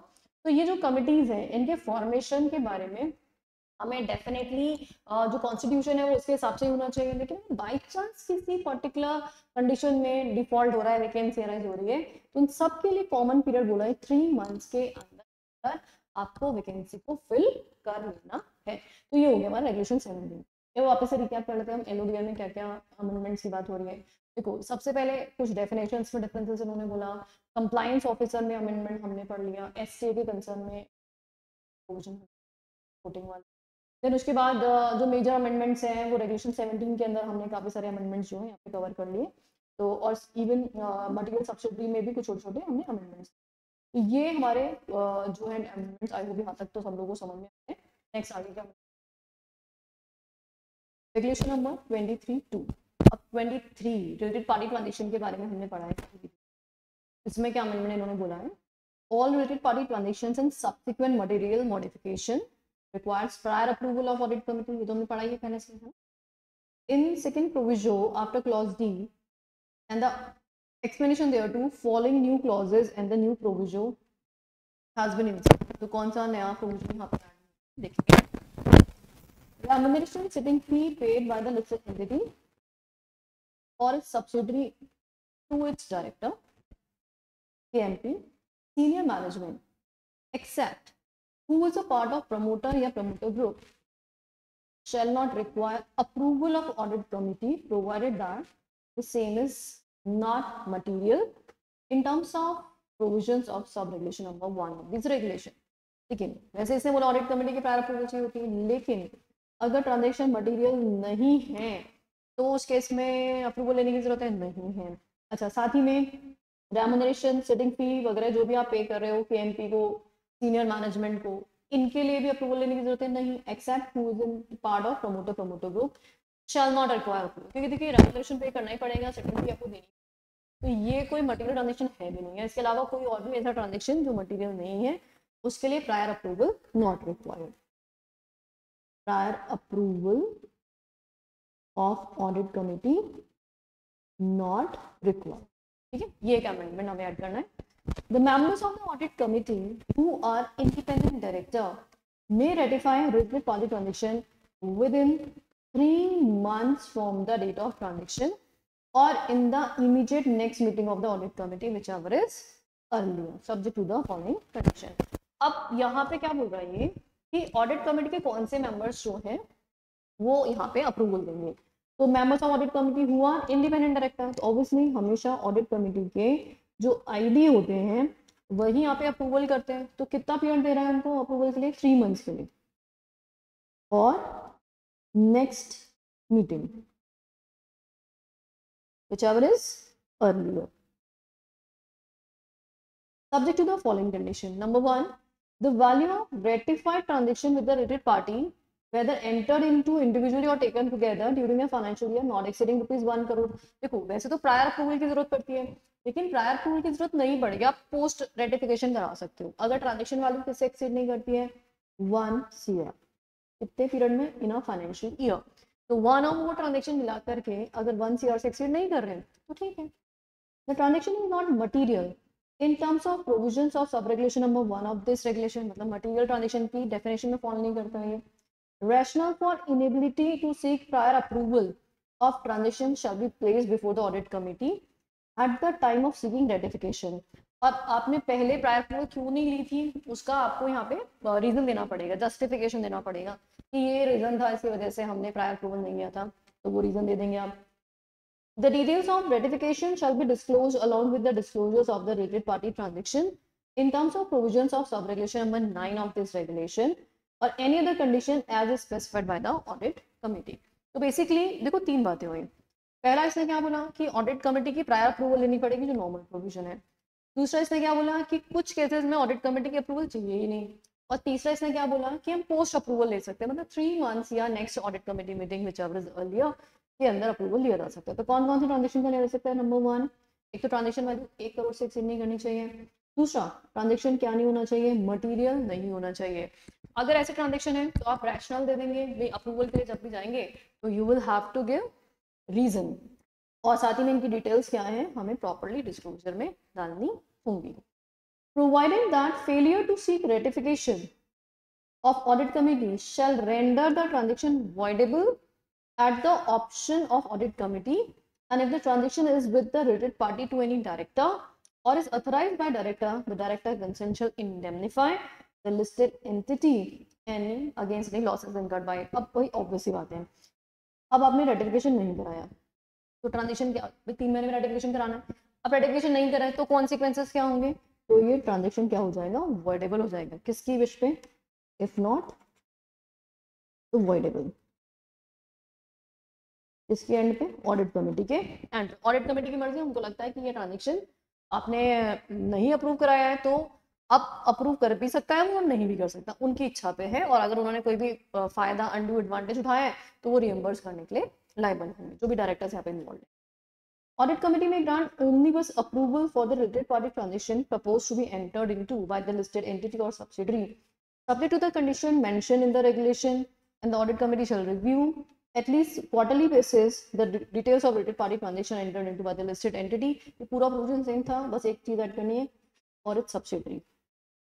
पूरा का पूरा प्रोविजन सेम था, बस यहाँ पे ये सब्सिडरी भी यहाँ पे ऐड ऑन करना है, बाकी कुछ नहीं। Amendments are made in regulation 23(5) क्या है आप देखें। Provisions of 23(2), 3(4) shall not be applicable in the following cases. किन किन के बीच में है? Number 1, to public sector companies, मतलब ये जो हम अप्रूवल्स की बात कर रहे हैं ना वो एप्लीकेबल नहीं होगा अगर कौन है? 2 PSU। अच्छा, देन होल्डिंग और होल्डी ओन सब्सिडियरी, इनके बीच में है ना, whose account are consolidated। Transaction between two Holi own subsidiaries of the listed entity. अब यहाँ पे एक होल्डिंग कंपनी है, उसकी एक होली ओन सब्सिडरी और एक और होली ओन सब्सिडरी, तो ये दोनों होली ओन सब्सिडरीज अगर आपस में ट्रांजेक्शन कर रही है तो वो भी यहाँ पे एग्जाम्प्टेड रहेगा। Transaction which are in the nature of payment of statutory dues, statutory fees, statutory charges वगैरह है, तो डेफिनेटली स्टैट्यूटरी ड्यूज पेमेंट करने के टाइप की अप्रूवल की जरूरत है। And transaction enter into between public sector company on the one hand and central government. अब यहाँ पे एक तो है पीएसयू और दूसरी तरफ है सीजी या एस, ऐसा कुछ है। ऊपर था दोनों पीएसयू, यहाँ पे है पीएसयू और एक तरफ सीजी और 23(9) न्यू प्रोविजन इंसर्ट हुआ है। The remuneration and sitting fee paid by the listed entity or a subsidiary to its directors, KMP, senior management, except promoter or promoter group shall not require disclosure under this sub-regulation। तो यहाँ पे पहली बात तो disclosure भी नहीं लेना है और अप्रूवल भी नहीं लेनी है। ऊपर हमने पढ़ा था अप्रूवल नहीं लेनी, यहाँ पे डिस्क्लोजर रिक्वायरमेंट से क्या मुक्त हो गए। ठीक है, चलिए 24A सेक्रेटरी ऑडिट अगर आपको याद होगा तो every listed entity and its material subsidiaries incorporated in India shall undertake secretarial audit by a secretarial auditor। और ये कौन होगा secretarial auditor? Who shall be peer reviewed company secretary and साथ ही में shall annex secretarial audit report in such form as is specified with the annual report of the listed entity। तो इसने क्या क्या क्लैरिफिकेशन कर दिया? पहली बात तो listed entity और इसकी material unlisted subsidiaries दोनों को सेक्रेटरी ऑडिट कराना पड़ेगा। दूसरा कौन करेगा? अब नॉर्मल कंपनी सेक्रेटरी नहीं कर सकता, पेयर रिव्यू जो है यहाँ पे कंपनी सेक्रेटरी वही करेगा। और अपनी सेक्रेटरी ऑडिट रिपोर्ट किसके साथ अटैच करेगा? एनुअल रिपोर्ट के साथ अटैच करेगा। सेक्रेटरी ऑडिटर कौन होता है? प्रैक्टिसिंग सीएस या फर्म जिसमें कंपनी सेक्रेटरीज जो है वो पार्टनर है। और पेयर रिव्यू का मतलब जिसने पेयर रिव्यू बोर्ड से पेयर रिव्यू सर्टिफिकेट होल्ड किया हुआ है ना। ये सारी डेफिनेशन हो गई। देखो, company secretary in practice who is either practicing individually or as a sole proprietor or as a partner of the peer review practicing unit holding a valid certificate of peer review issued by the Institute of Company Secretaries of India। तो जो हमारा company secretary ICSI का pair review जो board है उसने जिसको भी ये इशू किया हुआ है सर्टिफिकेट वही यहाँ पे वैलिड होता है। On the basis of recommendation of board of director a listed entity shall appoint or reappoint individual as secretary auditor for not more than a term of 5 consecutive years। अब देखो यहाँ पे ये वाले रेस्ट्रिक्शंस लगा दिए गए, कितने साल के लिए? मैक्सिमम 5 साल। Secretary audit firm for not more then 2 terms of 5 consecutive years। जैसे मेन ऑडिटर के लिए थे ना कंडीशन, वैसे यहाँ पे आ गए। अगर फर्म है तो मैक्सिमम 2 terms of 5 years, और अगर इंडिविजुअल है तो 1 tenure of 5 साल। वही सेम ऑडिटर वाले प्रोविजन आ गए यहाँ पे। Provided individual auditor who has completed his or her term under subclause 1 of this clause shall not be eligible for reappointment in the same entity for a period of 5 years। 5 years क्या हो गया? cooling period। cooling period same statutory auditor का provision है। Rotation वाले जो provision पढ़ते हैं आप लोग स्टैट्यूटरी ऑडिटर्स के, एज इट इज वही प्रोविजन है। Secretary audit firm which has completed its term shall not be eligible for reappointment as secretary audit in the same entity for 5 years। वही सेम 5 साल का फर्म के लिए भी department हो जाएगा। 5 साल तक ना तो इंडिविजुअल ना ही फर्म, दोनों ही यहाँ पे अपॉइंट नहीं हो पाएंगे। Provided that as on the date of appointment no secretary audit firm having a common partner. ये डिट्टो सेम जो है कंपनीज एक्ट का प्रोविजन एज इट इज जो आप स्टैट्यूटरी ऑडिटर्स के लिए पढ़ते हो वैसे का वैसा आ गया। मतलब कॉमन पार्टनर्स नहीं होंगे, कॉमन पार्टनर्स नहीं अलाउड है। मतलब जो फर्म जा रही है और जो फर्म आ रही है उनके बीच में कॉमन पार्टनर्स नहीं होने चाहिए। Nothing contained in this regulation shall prejudice the right of the entity to remove secretary auditor with the approval of the shareholders and AGM or right of the auditor to resign। मतलब 5 साल के लिए appoint कर दिया, इसका ये कोई मतलब नहीं है कि वो रिजाइन नहीं कर सकते या रिमूव नहीं हो सकते हैं। रिजाइन अलाउड है, रिमूवल भी अलाउड है, सेम स्टैट्यूटरी ऑडिटर की तरह। Casual vacancy arising out of resignation, death or disqualification shall be filled within a period of 3 months and the secretary auditor so appointed shall hold office till the conclusion of the next AGM। तो ये जो auditor यहाँ पे appoint होगा वो next AGM तक होगा। ठीक है, अब यहाँ पे जो ऑडिटर अपॉइंट हो रहा है उसके कंसर्न में कुछ क्वालिफिकेशंस, एलिजिबिलिटी क्राइटेरिया भी प्रेस्क्राइब किया गया है। तो कौन कौन लोग यहाँ पे अपॉइंट हो सकते हैं एज अ सेक्रेटरी ऑडिटर और क्या क्या डिस्क्वालिफिकेशन वगैरह रहेगा। Number 1, A person shall be eligible for appointment as secretary auditor of listed entity only if he is a peer-reviewed company secretary and has not incurred any of the disqualification as specified by the SEBI. मतलब कोई भी prescribed disqualification नहीं होनी चाहिए उसकी. Firm whereof majority of the partners practicing are qualified appointment as aforesaid. या तो firm, तो individual हो सकता है या फिर firm. और firm में क्या होना चाहिए? Majority eligible सेक्रेटरियल ऑडिटर होने चाहिए. तो अगर कोई फर्म है जिसमें मैक्सिमम पार्टनर्स कौन से वाले हैं सेक्रेटरी ऑडिट करने की क्वालिफिकेशन होल्ड करते हैं, मतलब वही पीयर रिव्यू सर्टिफिकेट होल्ड करते हैं, तो वो फर्म भी यहाँ पे अपॉइंट की जा सकती है.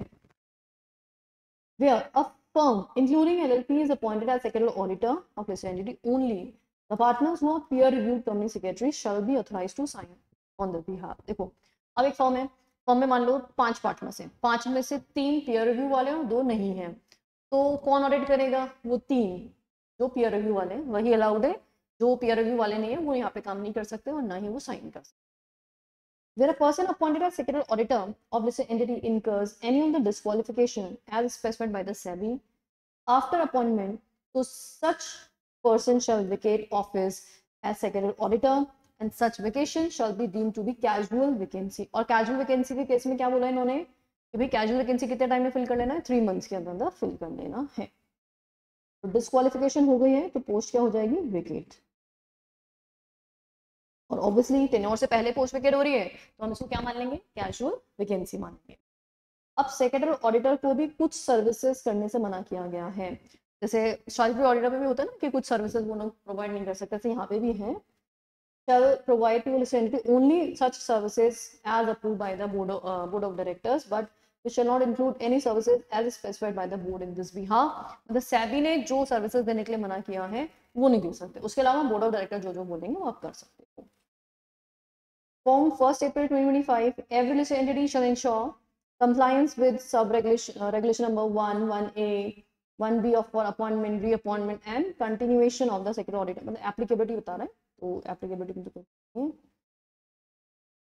provided that any association of individual or the firm as secretary auditor of the listed entity before 31st March 25 shall not be considered for the purpose of calculating the tenure. अच्छा मान लो कोई person already चल रहा है, secretary auditor already appointed है, तो क्या उसके उस टेन्योर को हम 5 साल की कैलकुलेशन में काउंट करेंगे? तो उन्होंने कहा नहीं, पुराना वाला टेन्योर जो 5 साल के लिए अपॉइंट करेंगे, पहला ऐसा टेन्योर था नहीं, तो अब 5 साल हम कब से काउंट करेंगे?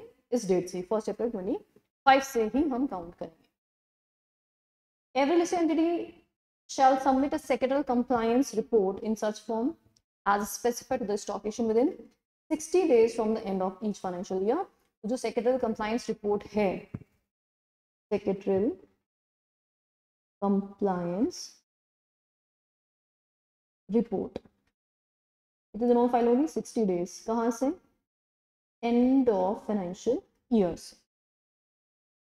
Next is Proviso 24A is inserted specifying that the listed entity shall ensure that with effect from 1st April 25, secretarial compliance report submitted to the stock exchange on annual basis is signed only by secretarial auditor or by peer reviewed company secretary who satisfies the conditions. तो ये secretarial audit report जो है अब सिर्फ और सिर्फ कौन sign कर सकता है? peer review जो कंपनी सेक्रेटरी है या secretary auditor है, सिर्फ वही साइन कर सकते हैं, साइन नहीं कर सकते. Next is regulation number 25. Obligations with respect to independent director has been omitted. तो ये omit हो गया तो इसे read करने की जरूरत ही नहीं है. 27. Corporate governance requirement. अब corporate governance के concern में इन्होंने क्या बोला है? Shall submit to the stock exchange quarterly compliance report on corporate governance in the format and within the timelines as may be specified by the SEBI from time to time. तो जो corporate governance के लिए corporate compliance report है वो quarterly basis पे, ये omit हो चुका है तो इसको रीड नहीं करना है. चलिए, regulation number 30 that the listed entity is required to first disclose to the stock exchange material events. Regulation 30 अगर आपको याद हो, डिस्क्लोजर ऑफ मटेरियल इवेंट्स, उसमें कुछ डिस्क्लोजर्स तो बाय डिफॉल्ट जाएंगे, मटेरियल माने जाते हैं, कुछ subject to the condition material माने जाते हैं, तो उनका डिस्क्लोजर हमें कब कब करना होता है. तो हमें जो डिस्क्लोजर यहाँ पे करना है, जैसे कुछ ट्रांजेक्शन हमने किए थे उसमें तो मीटिंग के आधे घंटे में हमें स्टॉक एक्सचेंज को इन्फॉर्म करना होता है, और वैसे इन जनरल ट्रांजेक्शन हैपनिंग के 24 आवर्स के अंदर हमें इन्फॉर्म करना होता है. उसके बारे में हमने रेगुलेशन नंबर 30 पढ़ा था. तो क्या बोलता है? First, disclose to the stock exchange all events or information which are material as soon as reasonably possible and following new provision are inserted.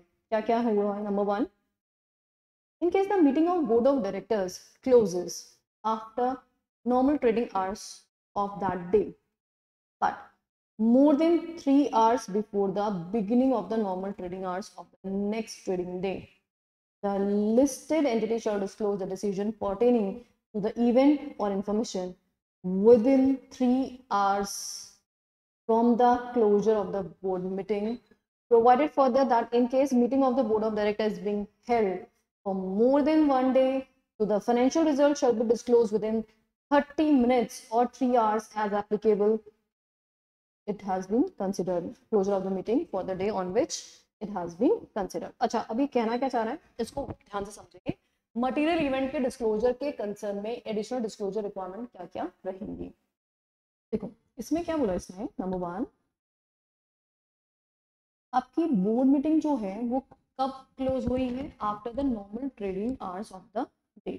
जैसे मान लो हमारा ट्रेडिंग आवर कितने बजे एंड होता है? 3:30 बजे. तो 3:30 बजे बाद लेट्स से शाम को 5 बजे हमारी मीटिंग कंक्लूड हो गई थी. फाइन. तो अगर हमारी मीटिंग शाम को 5 बजे कंक्लूड हुई थी, मतलब मार्केट आवर क्लोज होने के बाद मीटिंग कंक्लूड हो रही. अच्छा, लेकिन एक और चीज देखना है हमें, लेकिन साथ ही में वो मीटिंग कब क्लोज हो जानी चाहिए? Before the beginning of the normal trading our.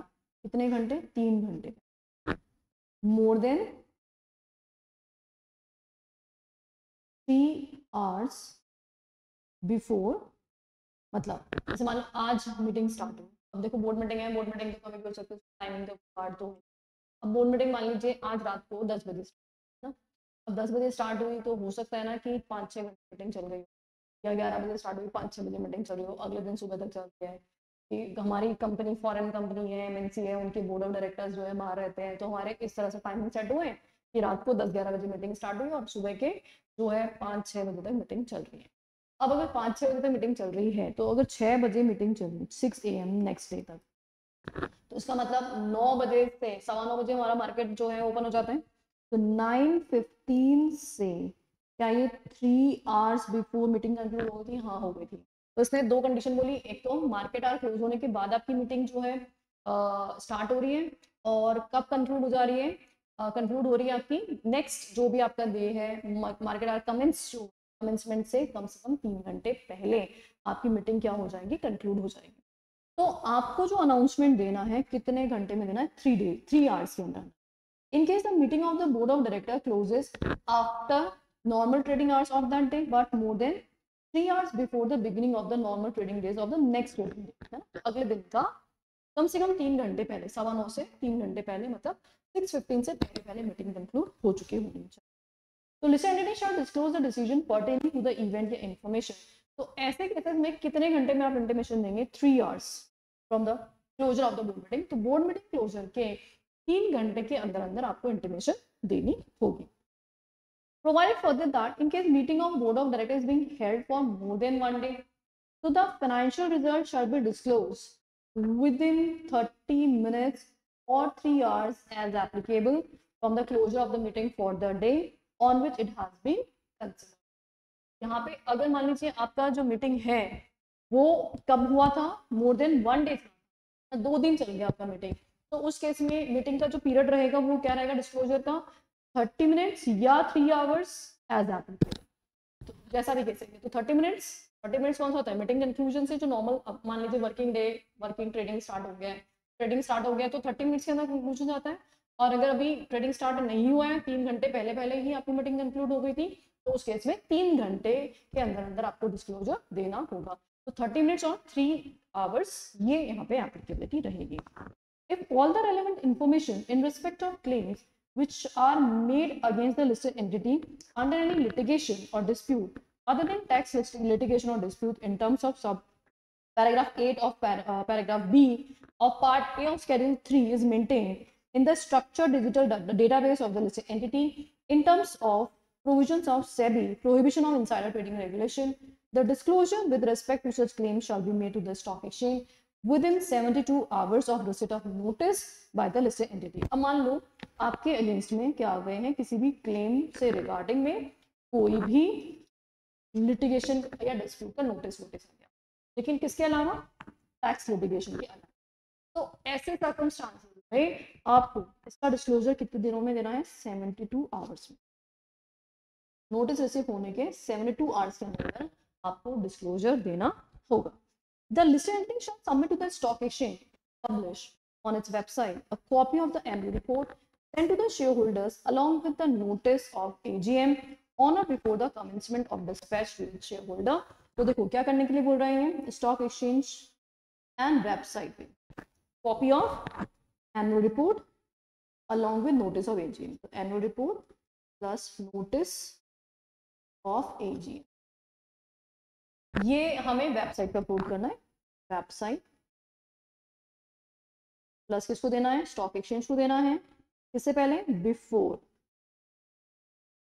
Commencement of dispatch to share holder. तो शेयर होल्डर्स को देने से पहले, तो शेयर होल्डर्स को जो नोटिस जाएगा, शेयर होल्डर्स को जो एनुअल रिपोर्ट की कॉपी जाएगी, उससे पहले हमें वेबसाइट अपलोड करना होगा और स्टॉक एक्सचेंज को इन्फॉर्म करना होगा।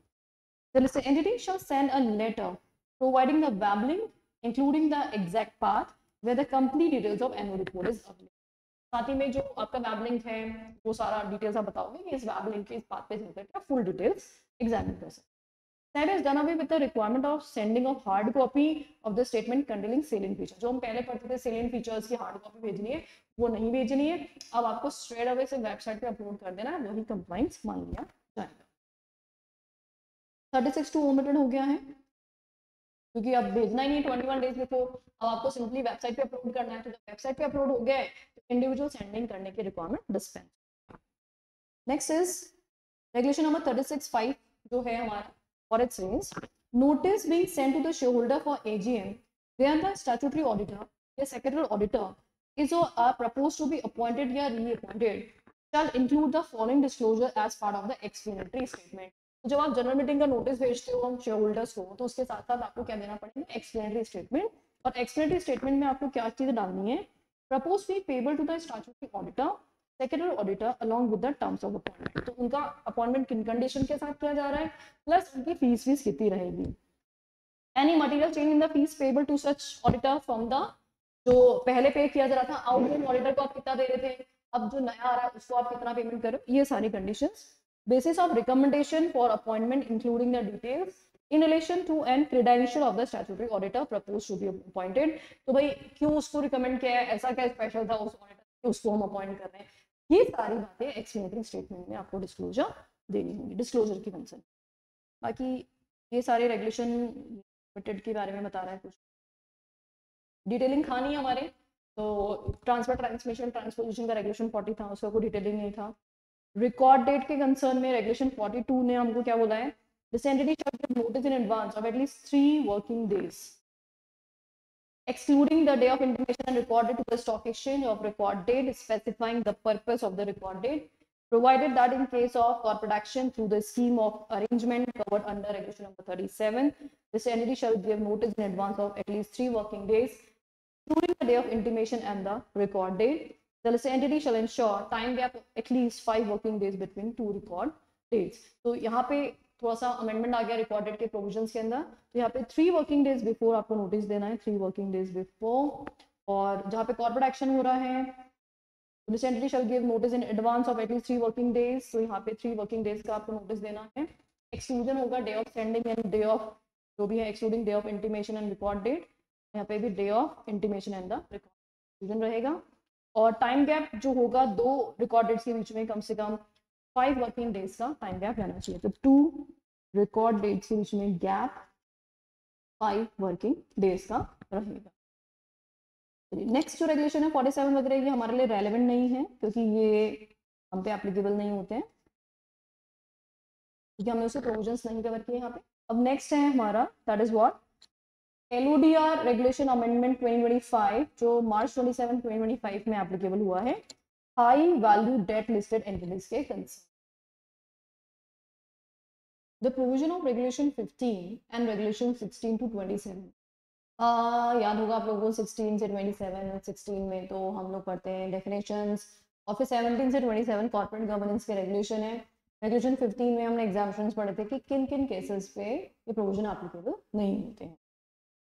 Shall apply to listed entity which has listed its non-convertible debt securities and has outstanding value of listed non-convertible debt securities of rupees 1000 crore and above. तो जिन्होंने debt securities की listing करा रखी है उसकी लिमिट इन्होंने कितनी कर दी है 1000 करोड़. पहले ये लिमिट थी 500 करोड़ की, तो 500 करोड़ से लिमिट को बढ़ा करके 1000 करोड़ कर दिए. मतलब 1000 करोड़ से कम जिनकी भी डेट सिक्योरिटीज लिस्टेड है उन पे ये कॉर्पोरेट गवर्नेंस के प्रोविजंस एप्लीकेबल नहीं होंगे. Provided that in case the value of outstanding listed non-NCS becomes equal to or greater than the specified threshold of rupees 1000 crore during the course of the year, a high value debt listed entity shall ensure compliances with this regulation within 6 months. तो अगर आपके जैसे 1000 करोड़ से ज्यादा debt security listed हो जाती है तो फिर आपको ये कंप्लाइंसेस पूरे करने हैं. और कितने टाइम में कंप्लाइंसेस पूरे करने हैं? अगर आप 1000 करोड़ या उससे ऊपर हो जाते हैं तो 6 मंथ्स के अंदर अंदर कंप्लाइंसेस पूरे करने होंगे from the date of such trigger. And disclosure of such compliances may be made in the corporate governance compliance report on and from the third quarter following the date of the trigger. तो जब भी आपके ऊपर ये trigger आएगा उसके बाद कब से? थर्ड क्वार्टर, है ना, क्योंकि 6 महीने तो आपको वैसे ही मिल रहे हैं कंप्लाइंस के लिए. तो 6 महीने हो गए, इसका मतलब कितने क्वार्टर निकल गए? 2 क्वार्टर. तो इसका मतलब थर्ड क्वार्टर से जब भी ट्रिगर आएगा तो उसके थर्ड क्वार्टर की जो कॉर्पोरेट गवर्नेंस रिपोर्ट जाएगी उस रिपोर्ट के साथ साथ आपको ये डिस्क्लोजर भी देना होगा. Once regulation 15 से 27 become applicable to the high value debt listed entity, the said regulation continue to apply till the value of outstanding debt securities listed in a year reduces and remain below the specified threshold for a period of 3 consecutive year. मतलब ऐसा एक बार बढ़ गई, है ना, बढ़ गई तो उसके बाद फिर वो एप्लीकेबल रहेगा रहेगा रहेगा. अब मान लो कम हो गया, अब 1000 करोड़ से नीचे आ गया, तो नीचे आ गए तो भी 3 साल तक आपको फॉलो करना है. अगर कंटिन्यूसली 3 साल तक आप उस लिमिट में नीचे आ गए तो फिर आपको वापस से फॉलो करने की जरूरत नहीं होगी. चलिए next is regulation number 26(1)(a). High value debt listed entity have been deleted. As per the high value debt listed entity shall be included in computation of listed entity while counting the ceiling on the number of membership or chairmanship of the committee so as to ensure that director is able to give adequate attention to each listed entity, है ना.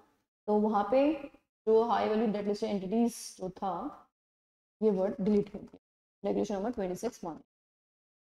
चलिए next is amendment pertaining to listed entity which has listed its specified security on SME. SME companies के लिए इन्होंने क्या amendments applicable किए हैं? Provision of regulation 23 कौन सा वाला? Related party transaction shall be applicable in respect of listed entity जो SME exchange पे listed है which has either paid up equity share capital exceeding rupees 10 crore or net worth exceeding rupees 25 crore as on the last day of the previous financial year. तो related party transaction regulation number 23 ये applicable रहेगा SME listed company पे. कौन सी SME listed company? जिसका जो share capital paid up equity share capital exceed करता है 10 करोड़ से या फिर नेटवर्थ एक्सीड करता है 25 करोड़. तो उनको रेगुलेशन 23 फॉलो करना पड़ेगा. Provided further that where the provisions of regulation 23 become applicable at a later date to a listed entity which has listed as a specified security on SME, it shall ensure compliance within a period of 6 months. तो मान लीजिए आप already SME listed company है और आप पे बाद में ये प्रोविजन एप्लीकेबल होता है, आपका जो कैपिटल है या नेटवर्थ की रिक्वायरमेंट बढ़ जाती है, तो उस केस में आपको कितने टाइम में ये कंप्लाइंस पूरा करना पड़ेगा? 6 महीने के अंदर. और अगर लिस्टेड के वक्त ऑलरेडी आप इस कंडीशन से तो ऐसे भी फॉलो करना पड़ेगा. Provided further that once the provisions applicable here shall continue to remain applicable till the time reduces and remains below for a consecutive 3 years. Same वही ऊपर अभी हमने प्रोविजन पढ़ा था, एक बार अट्रैक्शन आ गया तो 3 साल तक तो रहेगा चाहे आप उस लिमिट में फॉलो ही नहीं करते हो. लिमिट कम भी हो गई है तब भी स्टिल 3 साल तक तो कंटिन्यूसली फॉलो करेंगे. With effect from 1st April 2025, in case of listed entity which has listed its specified security on SME, transaction with related party shall be considered material if the transaction to be entered individually or taken together with previous transactions in a financial year exceed rupees 50 crore or 10% of the annual consolidated turnover. तो SME में material की limit कितनी करी? 50 करोड़ और 10% of consolidated turn. ये हमारा SME के लिए मटेरियल ट्रांजेक्शन की लिमिट है। जैसे हम लोगों ने नॉर्मल कंपनीज के लिए भी मटेरियल ट्रांजेक्शन की लिमिट पढ़ी थी, तो वैसे ही यहाँ पे भी एसएमई कंपनीज के लिए मटेरियल ट्रांजेक्शन की लिमिट प्रिस्क्राइब की गई है as per the latest audited financial year, whichever is lower. Annual report shall contain business responsibility and sustainability reported on environment, social governance disclosure for top 1000 listed entity based on market cap. तो जो ये पहले 500 companies पे applicable होता था, अब कितनी companies पे एप्लीकेबल हो रहा है? 1000 लिस्टेड एंटिटीज पे एप्लीकेबल। चलिए, next is chapter 5A corporate governance norms for listed entity which has listed non-convertible debt securities has been introduced. The brief provisions के क्या क्या है? अब देखो, अब यहाँ पे इन्होंने क्या इंट्रोड्यूस किया है? चैप्टर 5A इंट्रोड्यूस कर दिया है। कॉर्पोरेट गवर्नेंस नॉर्म्स किसके लिए? ऐसे लिस्टेड एंटिटीज के लिए जिन्होंने NCDS लिस्टिंग करा रखा है। ठीक है, कौन सा? NCDS, non convertible debt securities जो है उनके लिए सेपरेट जो है ये कॉर्पोरेट गवर्नेंस के रेगुलेशन एप्लीकेबल किए गए हैं। The provision of this chapter will be applicable to listed entity which only has NCDS listed with an outstanding value of 1000 crore and above। मतलब हाई डेट वैल्यू जो listed entities है उनकी बात कर रहे हैं, मतलब इक्विटी शेयर वगैरह लिस्टेड नहीं है, सिर्फ और सिर्फ डेट सिक्योरिटीज लिस्टेड है, वो भी नॉन कन्वर्टेबल वाले जिनकी वैल्यू 1000 करोड़ और अबव है। तो इन दिस केस देखो, अभी अभी हमने एग्जामिनेशन पढ़ा था कि भाई 1000 करोड़ से नीचे वाली जो कंपनीज हैं डेट सिक्योरिटी लिस्टेड उनको तो कॉर्पोरेट गवर्नेंस एप्लीकेबल है। अब 1000 करोड़ और अबव वाली पे एप्लीकेबल है, तो क्या एप्लीकेबल है उसमें एक सेपरेट चैप्टर इंट्रोड्यूस कर दिया। तो क्या बोला उन्होंने? High value debt listed entity, these regulation will be applicable till the value of outstanding debt security as on 31st March in a year reduces and remain below the specified threshold for a period of 3 consecutive financial year। Again जिस भी financial year में ये limit attract हुई थी, तो 3 साल तक अगर रिड्यूस हो गई बाई चांस, तो भी 3 साल तक आपको फॉलो करनी होगी। In case of InvIT, the governance norms specified by SEBI InvIT regulation will be applicable, or in case of REIT, the REIT provisions will be applicable। अब ये जो है बोर्ड ऑफ डायरेक्टर्स वगैरह की पूरा एक नया प्रोविजन एड ऑन किया गया है ना, तो ये अमेंडमेंट्स जो आए हैं ये एक पूरा एंटायर न्यू टॉपिक है। तो बाई चांस क्वेश्चन बन सकता है इसके ऊपर कि हाई डेट वैल्यू जो high value debt listed entities हैं उनके कंसर्न में क्या उनका फॉर्मेशन होना चाहिए, एप्लीकेबिलिटी होगी। तो यहाँ पे देखिए बोर्ड के जो फॉर्मेशन है बोर्ड ऑफ डायरेक्टर, जैसे रेगुलेशन 17 हम पढ़ते हैं कंपोजिशन ऑफ बोर्ड, ऐसे ही यहाँ पे उन्होंने क्या बोला?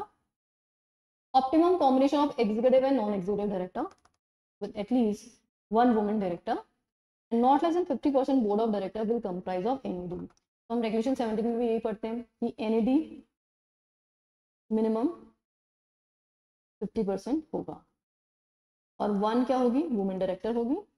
Chairman on the board of director is a NED और चेयरमैन कौन होगा? NED होगा, right. And at least 1/3 of the board of directors shall comprise of ID और इंडिपेंडेंट डायरेक्टर्स कितने होंगे? ID 1/3। जो कॉमन प्रोविजंस हैं वही है। And where listed entity does not have a regular NED chairperson, at least half of the board of directors shall comprise of the ID। तो अगर हमारा चेयरमैन NED है तब तो 1/3 ID होंगे, और अगर चेयरमैन NED नहीं है तो हाफ ID होंगे। ठीक है, चलिए next is directors will have to comply with the following condition with respect to the maximum number of directorship. Person may act as director in not more than 7 listed entities। ये same provision वही है जो हमने regulation 17 और 17A में पढ़ा था, कोई चेंज नहीं है। may serve as ID in not more than 7 listed entities, or a person who is serving as full-time director or managing director in any listed entity may serve as ID in not more than 3 listed entities। That is the same condition, no change। तो एक तरह से revision ही चल रहा है, तो इसलिए आप टेंशन में मत आओ कि इतना सारा क्या ऐड कर दिया। ये सब कुछ हमारे पुराने प्रोविजंस ही हैं जो हम रेगुलेशन 17 और 17A में पढ़ रहे थे। कौन कौन से जो है यहाँ पे क्रिएट किए जाएंगे? Audit committee, NRC, stake holder, risk management, ये सारी की सारी कमिटीज यहाँ पे भी फॉर्म की जाएंगी। साथ ही में इनको क्या करना है? विजिल मैकेनिज्म, विसिल ब्लोअर वगैरह जो है उनके जेन्युइन कंसर्न्स के लिए क्या करना पड़ेगा? इनको विजिल मैकेनिज्म सेटअप करना पड़ेगा। पॉलिसी बनानी पड़ेगी materiality of related party transactions पे, dealing with the related party transaction including clear threshold limits duly approved by the board of director, and such policy shall be reviewed by the board of director at least once in every 3 years। तो जो materiality को लेकर के policy frame की जा रही है उसको हर 3 साल में एक बार रिव्यू किया जाएगा। A transaction with related party shall be considered material if transaction to be entered into individually or taken together with previous transaction in a financial year, मतलब एक फाइनेंशियल ईयर के सारे ट्रांजेक्शन मिला करके अगर इनकी वैल्यू 1000 करोड़ और 10% ऑफ एनुअल कंसोलिडेटेड टर्नओवर अगर इससे विच एवरेज लोअर से एक्सीड करता है, तो यही लिमिट हमने ऑलरेडी भी पढ़ी है मटेरियलिटी की, सेम लिमिट है, नो चेंज, सेम ही है ऑलमोस्ट, कोई चेंज नहीं है इसके अंदर। मतलब ठीक है, अब high debt value listed entity के नाम से अलग से दे दिया बट प्रोविजन वही है जो हमने ऑलरेडी पढ़े। Next is SEBI has notified LODR second amendment 2025। इसमें क्या बोला 13(2) रेगुलेशन 13(2) दैट इज व्हाट वही इन्वेस्टर ग्रीवेंसेस से कंसर्न में कि जो भी लिस्टेड एंटिटी उसको इंश्योर करना है कि वो स्कोर्स पे लिस्टेड होना कंपलसरी होगा। तो हमने SEBI एक्ट में भी पढ़ा है कि स्टोर्स पे कंपलसरीली लिस्टिंग कराना होगा जितने भी लिस्टेड एंटिटीज और इंटरमीडिएट्स को है, and shall be mandated from time to time in order to handle investors complaints electronically in the manner specified by SEBI। तो इन्होंने क्या बोला that in case of securitized debt instrument source registration may be taken as trustee level for all SPDE। अगर आप securitise debt instrument issue कर रहे हो तो फिर उस केस में SPDE जो है वो अपने आप को सोर्स पर रजिस्ट्रेशन करा सकते। ये हमारे LODR के अमेंडमेंट्स हो गए। नेक्स्ट अमेंडमेंट जो हमारा है that is what PIT regulation. देखिए PIT रेगुलेशन में जो कनेक्टेड पर्सन है उसकी डेफिनेशन में थोड़ा सा चेंज है यहाँ पे। तो कनेक्टेड पर्सन में इन्होंने क्या बोला, सब क्लॉज 1 सब्स्टिट्यूट हुआ है, इसको अब ये रीड करना है, एनी पर्सन हु इज और has been during the 6 months prior to the connected act associated with the company in any capacity directly or indirectly, including by reason of frequent communication with its officers or being in contractual fiduciary or employment relationship or by being a director, officer, employee of the company or hold any position including a professional or business relationship, temporary, permanent with the company। अब देखो उसने क्या क्या चीजों को जोड़ा है। देखो वैसे ऑलमोस्ट कहानी सेम सी है, थोड़ा सा प्रेजेंटेशन तरीका चेंज। पहली बात हम पहले इज और वाज कनेक्टेड ऐसे बोलते थे, अब यहाँ पे डायरेक्टली बोला है इज और has been during 6 months prior to the consent act. मतलब जब भी PIT से वॉयलेशन में कोई भी एक्ट हो गया है, कोई भी इनसाइडर ट्रेडिंग हो गई है, तो उससे 6 महीने पहले और करंट में वो पर्सन कंपनी के साथ एसोसिएटेड था। कैसे? डायरेक्टली इनडायरेक्टली कैसे? By reason of frequently communication of its officers, मतलब आप कंपनी के ऑफिसर्स से बातचीत करते हो रेगुलरली। कॉन्ट्रैक्चुअल या फिड्यूशियरी या एम्प्लॉयमेंट रिलेशनशिप है, या कोई कॉन्ट्रैक्ट हुआ है, ट्रस्टी वस्टी का फिड्यूशियरी रिलेशनशिप है, या कोई एम्प्लॉयमेंट का रिलेशनशिप, या फिर आप कोई डायरेक्टर हो, ऑफिसर हो या एम्प्लॉय हो अंदर, या ऐसी कोई भी पोजीशन होल्ड करते हो इंक्लूडिंग प्रोफेशनल बिजनेस रिलेशनशिप, किसी भी तरह की, मतलब समाओ आपका पोजीशन आपको ये अलाउ करता है कि आप कंपनी से कंपनी की इंफॉर्मेशन ले लो, है ना, temporary, permanent, that allows the person directly indirectly to access unpublished price sensitive information or is reasonably expected to allow such access। तो जब भी ऐसा लगता है कि भाई आपको अपनी पोजीशन की वजह से कंपनी में अनपब्लिश प्राइस सेंसिटिव इंफॉर्मेशन पे एक्सेसिबिलिटी आ रही है, तो आप क्या मान लिए जाओगे, कनेक्टेड पर्सन मान लिए जाओगे। नेक्स्ट इज इमीडिएट अपीयरिंग इन, ये क्लॉजेज ये ठीक है, रेलेवेंट नहीं है। हाँ जी, a firm or its partner or its employee in which connected person specified in clause 1 or clause 2 is also a partner। तो ये किस में ऐड करना है, रेगुलेशन 2 की डेफिनेशन दे रखी है 1D2 के अंदर।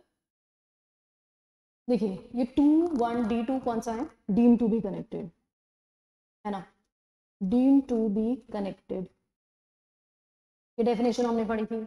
डीम टू बी कनेक्टेड में जो ए था हमारा वो किस लिए था, इमीडिएट रिलेटिव, तो इमीडिएट रिलेटिव जहाँ पे भी है उसको इमीडिएट हटा दो, ठीक है। दूसरे से बोला कि जो आपके पॉइंट्स थे ABCDEF G तक के पॉइंट्स थे, उसके आगे 2 पॉइंट और ऐड कर लो, K और L।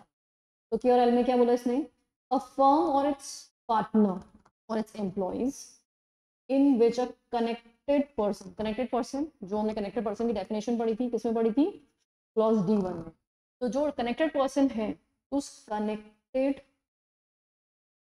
पर्सन की फर्म या फिर के पार्टनर्स और एम्प्लॉयज। तो भाई ऐसी फर्म जिसमें वो पार्टनर है या उस फर्म के दूसरे पार्टनर्स या उसके कोई भी एम्प्लॉयज, तो उनको भी हम डीम टू बी कनेक्टेड ही मानेंगे। And a person sharing house hold या residence with the connected person, तो एक ही घर में रहने वाले लोग हैं, डेफिनेट सी बात है वो लोग क्या करते हैं, आपस में डेटा शेयर करेंगे एक दूसरे को, तो वो सब भी इसमें फॉलो करेंगे। अच्छा, इमीडिएट रिलेटिव पहले था, आप रिलेटिव की डेफिनेशन एड ऑन किए, स्पाउस डेफिनेटली आ गई, पेरेंट ऑफ द पर्सन और पेरेंट ऑफ द स्पाउस ये इसमें फॉलो करेगा, तो खुद के पेरेंट्स, स्पाउस के parents, sibling of person and sibling of spouse, खुद के सिबलिंग्स मतलब भाई बहन, तो स्पाउस के भी भाई बहन वो इसमें आएंगे रिलेटिव्स में। Child of person and child of the spouse, खुद का बच्चा स्पाउस का बच्चा वो इसके अंदर आएगा। Spouse of person listed at sub clause 3। अच्छा, अब ये थर्ड है सिबलिंग ना, सिबलिंग था ना, तो सिबलिंग के जो स्पाउस है, मतलब जैसे मान लीजिए आपकी बहन, तो बहन का स्पाउस मतलब आपका जीजा जी, वो भी इसके अंदर आ गया। And spouse of the person listed in sub clause 4, तो ये है चाइल्ड। तो चाइल्ड जो है आपके बच्चे जो है उनके जो स्पाउस है, मतलब बेटी है तो बेटी का हस्बैंड है ना, और सन है तो सन की वाइफ, ये सब लोग किसकी डेफिनेशन में फॉलो करेंगे, रिलेटिव की डेफिनेशन में फॉलो करेंगे। नेक्स्ट है पीआईटी रेगुलेशन में, according to the notification following information inter area to be recorded in the definition of unpublished price sensitive, जो आपकी अनपब्लिश्ड प्राइस सेंसिटिव इन्फॉर्मेशन की डेफिनेशन है उसके अंदर ये सारी चीजें भी ऐड करनी होगी, like merger, demerger, acquisition, delisting, disposal, expansion of business, उसके साथ अवार्ड या टर्मिनेशन ऑफ ऑर्डर या कॉन्ट्रैक्ट नॉट इन द, ये वर्ड एड ऑन हुए हैं।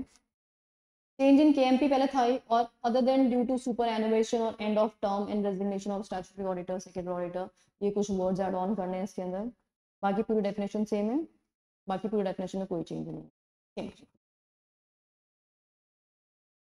चलिए next is mutual fund. Mutual fund के लिए जो जो यहाँ पे एप्लीकेबिलिटी है, that is what, rejection of application where the sponsor does not satisfy the eligibility criteria mentioned in regulation 7 या रेगुलेशन 81, तो सेबी में रिजेक्ट द एप्लीकेशन। तो जो भी म्यूचुअल फंड की तरह रजिस्ट्रेशन के लिए सेबी के पास एप्लीकेशन लगाएगा, तो उसको क्या करना पड़ेगा, रेगुलेशन 7 की कंडीशंस फुलफिल करनी पड़ेगी और रेगुलेशन 81 की कंडीशंस फुलफिल करनी पड़ेगी। अब अगर अप्रूवल ग्रांटेड नहीं हुई है, तो उसमें भी वही एलिजिबिलिटी क्राइटेरिया जो था आपका वो आप फॉलो नहीं करें 21, तो उसमें एक और रेगुलेशन एड ऑन होगा 86 वाला, नेटवर्थ रिक्वायरमेंट वगैरह जो है वो अगर आप फॉलो नहीं करते हो तो उस केस में आपका यहाँ पे अप्रूवल ग्रांट नहीं होगा। Amendments have been made in regulation 29A relating to the nomination, तो ये जो था इसमें AMC shall provide an option to the unit holder to nominate in the manner as may be specified from time to time a person in whom units held by him shall vest in the event of his death। तो nominee appointment करने के लिए provision ना दिया है कि आप time to time अपने नॉमिनी चेंज कर सकते हो, तो नॉमिनेशन दे सकते हो आप इसमें। Unit holder shall have an option to nominate in the manner as specified a person who shall be authorised to conduct transaction on behalf of unit holder. अगर यूनिट होल्डर इनकैपेसिटेड हो जाता है या किसी भी तरीके से काम नहीं कर रहा है, तो अपने बिहाफ किसी और पर्सन को ट्रांजेक्शन करने की यहाँ पे ऑथराइज कर सकता है। AMC or its RTI share transfer agent shall not be liable for any action taken on a basis of nomination made by the unit holder। तो अगर कोई भी नॉमिनी अगर यहाँ पे कोई भी एक्शन लेता है तो उसके लिए AMC और RTI रिस्पॉन्सिबल नहीं होंगे। वैसे ये जो कंटेंट था ये वैसे आपके चैप्टर का पार्ट नहीं था, ये अलग से अमेंडमेंट है। और इवन ये जो है स्पेशलाइज्ड इन्वेस्टमेंट फंड जो है एक नया टॉपिक एड ऑन किया गया है, स्पेशलाइज्ड इन्वेस्टमेंट फंड। तो वैसे टॉपिक में था नहीं, लेकिन अब नया टॉपिक है तो करके क्वेश्चन बन सकता है। तो स्पेशलाइज्ड इन्वेस्टमेंट फंड क्या बोलता है, ये shall not accept from an investor an investment amount less than 10 lakh across all investment strategies in the manner as may be specified by the SEBI। What it says, ये जो specialised investment funds हैं ये क्या नहीं करेंगे, एक investor से less than 10 lakh shall not accept from an investor investment amount किससे, less than 10 lakh across all the investment strategies in the manner as specified by the SEBI। तो किसी भी इन्वेस्टर से 10 लाख से कम का अमाउंट रिसीव नहीं करेंगे, provided that requirement of minimum investment amount shall not apply to an accredited investor। ये condition किस पे एप्लीकेबल नहीं है, accredited investors पे एप्लीकेबल नहीं होगी। Investment strategy under specialized investment fund shall be launched as an open-ended investment strategy or closed-ended investment strategy or interval strategy with subscription and redemption frequency appropriately disclosed in the offer document. तो आपकी जो भी schemes होंगी specialised investment funds के अंदर, ये कौन कौन सी हो सकती है? ओपन एंडेड हो सकती है, क्लोज एंडेड हो सकती है, या इंटरवल इन्वेस्टमेंट स्ट्रेटजीज हो सकती है, और इनका जो सब्सक्रिप्शन, जो रिडम्पशन होगा या ट्रेडिंग होगी, जो भी कुछ होगा वो सब ऑफर डॉक्यूमेंट में डिस्क्लोज होना चाहिए.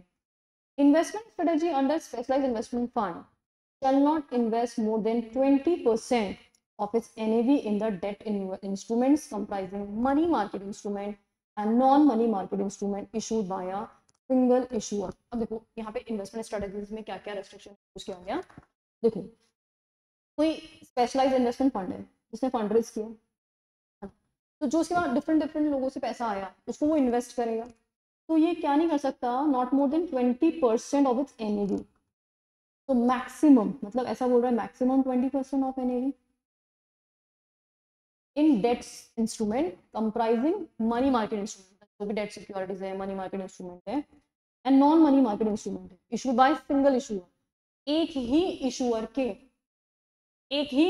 के debt securities, money market, non money market, कोई से भी क्यों ना हो, 20% से ज्यादा इन्वेस्टमेंट नहीं करेगा, which are rated below the investment grade by a credit rating agency authorized to carry out such activity under the Act. Such investment limit may be extended to 25% of the NAV if the investment strategy with the prior approval of the Board of Trustees and Board of Directors of AMC. और अगर इसे 20 से 25% करना है तो वो आप कर सकते हो with approval, with prior approval. तो board of trustees and board of directors of AMC है, इनकी कंसेंट से आप इस लिमिट को 20% से बढ़ा दें 25% कर सकते हो. तो व्हाट इट सेड, देखो स्पेशलाइज्ड इन्वेस्टमेंट फंड्स हैं, इन्होंने फंड रेज करना है इंडिविजुअल इन्वेस्टर से मिनिमम 10 लाख रुपए. एक तो ये कंडीशन हो गई थी कि मिनिमम इन्वेस्टमेंट कंडीशन कितनी है इनकी, 10 लाख रुपीज. दूसरा इसने क्या बोला कि जो भी ये स्कीम में पैसा रेज करोगे वो open ended, close ended, interim, किसी भी तरह का हो सकता है, इंटरवल वाला, लेकिन जैसा भी होगा और उसके कितने कितने लॉट्स के अंदर ट्रेडिंग वगैरह होगी वो सबकी कंडीशन ऑफर डॉक्यूमेंट में क्लियरली मेंशन होना चाहिए. और जो भी आपका टोटल NAV है उसका मैक्सिमम 20% आप सिंगल इशूअर में डेट सिक्योरिटीज में इन्वेस्टमेंट कर सकते हो, लेकिन अगर उसको 25% तक ले जाना है तो उसके लिए आपको प्रायर अप्रूवल लेनी पड़ेगी. AMC shall ensure that a specialized investment fund has distinct identification separate from the mutual fund to maintain clear differentiation between the offerings of a specialized investment fund and that of the mutual fund, and the AMC shall comply with the provisions relating to the branding, advertising, standard disclaimer, guidelines on usage of sponsor or AMC or mutual fund branding, and maintenance of a separate website as may be specified by the SEBI from time to time. तो ये mutual fund से एक separate entity बनेगी, specialised fund. ये जो specialised investment funds हैं और mutual fund है दोनों अलग अलग रहेंगे, और AMC इस बात को इंश्योर करेगा कि दोनों की ब्रांडिंग अलग अलग होगी, दोनों के जो भी काम है वो सब अलग अलग सेपरेटली, इवन वेबसाइट तक भी इनको सेपरेटली मेंटेन करनी होगी. Trustee shall ensure that AMC has necessary expertise, internal control, risk management mechanism to invest and manage investments, and further ensure that AMC shall comply with other requirements related to risk management, investor protection, disclosures, reporting, etc. तो जो भी यहाँ पे AMC है उसको क्या होनी चाहिए, एक्सपर्ट होनी चाहिए, इंटरनल कंट्रोल सिस्टम होनी चाहिए, रिस्क मैनेजमेंट वगैरह ताकि इन्वेस्टर्स को रिस्क मिनिमाइज हो सके. Offer document of the specialized investment fund shall contain disclosures which are adequate for investors to make informed decision. ये सिर्फ इनके लिए छोड़ना है, अब तक हम जितने भी इशूअर पढ़ते आ रहे हैं सब में यही बोलता है ये कि भाई इन्फॉर्म डिसीजन लेने के लिए एडिक्वेट डिस्क्लोजर्स देने पड़ेंगे, हाईलाइटिंग हाई रिस्क नेचर इनका प्रोडक्ट. कौन कौन से हाई रिस्क है ये बताने पड़ेंगे. अच्छा, अब mutual fund light, MF light framework. तो MF लाइट जो है इसमें क्या बताया इन्होंने, presently regulatory framework for mutual fund provides for the regulation of MFs and the scheme managed thereunder, while both active and passive mutual fund schemes such as exchange traded fund, index fund are covered under the purview of the extent of mutual fund regulation. The provisions thereunder have been envisaged primarily keeping in mind in the actively managed schemes the risk and complexities associated therewith. The passive funds follow the rule-based investment strategy, and there is negligence directions with the AMCs regarding asset allocation, investment objectives, such as various provisions of the existing regulatory framework may not be relevant for passively managed scheme Accordingly, SEBI has made amendment to the SEBI Mutual Fund Regulation 1996 and inserted chapter 11. तो अभी देखो basically क्या हो रहा है कि दो type के डिफरेंट म्यूचुअल फंड स्कीम है, एक्टिवली और पैसिवली। तो जो एक्टिवली है वो लोग तो क्या कर रहे हैं, डायरेक्टली ETF और इंडेक्स फंड्स के थ्रू इन्वेस्टमेंट कर रहे हैं। जो पैसिवली है वहां पे क्या हो रहा है कि रूल बेस्ड इन्वेस्टमेंट स्ट्रेटजी है और नेग्लिजेंस डिस्क्रिप्शन होता है विद द एमसीज। तो ऐसे में जो भी म्यूचुअल फंड में गलतियां होती हैं, नेग्लिजेंसेस होते हैं, उनको ठीक करना बहुत जरूरी होता है। तो फॉर दैट सेक यहाँ पे एक न्यू चैप्टर जो है म्यूचुअल फंड लाइट जो है वो इंसर्ट किया है। तो ऊपर वाली जो रामायण है वो इतनी कोई रेलेवेंट नहीं है, वो तो ऑब्जेक्टिव बता रहा है सिंपल। अब इसमें किया क्या है उन्होंने वो देख लो। Relaxed framework with the light touch regulation for entities desirous of launching only passive mutual fund scheme। तो ऐसे म्यूचुअल फंड जो सिर्फ पैसिव म्यूचुअल फंड स्कीम्स ही लाना चाहते हैं उनके लिए फ्रेमवर्क को क्या कर दिया गया है, रिलैक्स कर दिया गया है। Mutual fund light light light नाम सुना है, हल्के हुए भाई, means mutual fund that has obligation registration under chapter 11 and is having only such index funds, exchange traded funds, fund of fund or other mutual fund scheme as may be specified। क्योंकि ये जो schemes हैं यहाँ पे market जैसा move करेगा उसके हिसाब से, मतलब कोई स्पेसिफिकली यहाँ पे स्किल्स की जरूरत ही नहीं है, क्योंकि आप इंडेक्स बेस्ड इन्वेस्टमेंट करो, इंडेक्स बढ़ेगा तो ऑटोमेटिकली आपका इन्वेस्टमेंट भी बढ़ जाएगा। तो यहाँ पे रिस्क नहीं होता, तो रिस्क नहीं होता है तो इसलिए यहाँ पे कंप्लायंसेस को भी कम कर दिया। The light touch regulation include relaxed requirement relating to the eligibility criteria for the sponsors, including net worth, मतलब बहुत सारे रिलैक्सेशन यहाँ पे प्रोवाइड किए जाएंगे। तो इसलिए म्यूचुअल फंड लाइट जैसा एक कॉन्सेप्ट बनाया गया। रेगुलेशन 25 में AMC and its obligation following clauses have been inserted। obligation में AMC shall invest a percentage of remuneration of such employee as specified by the SEBI in units of mutual fund scheme based on the designation या roles of designated employees.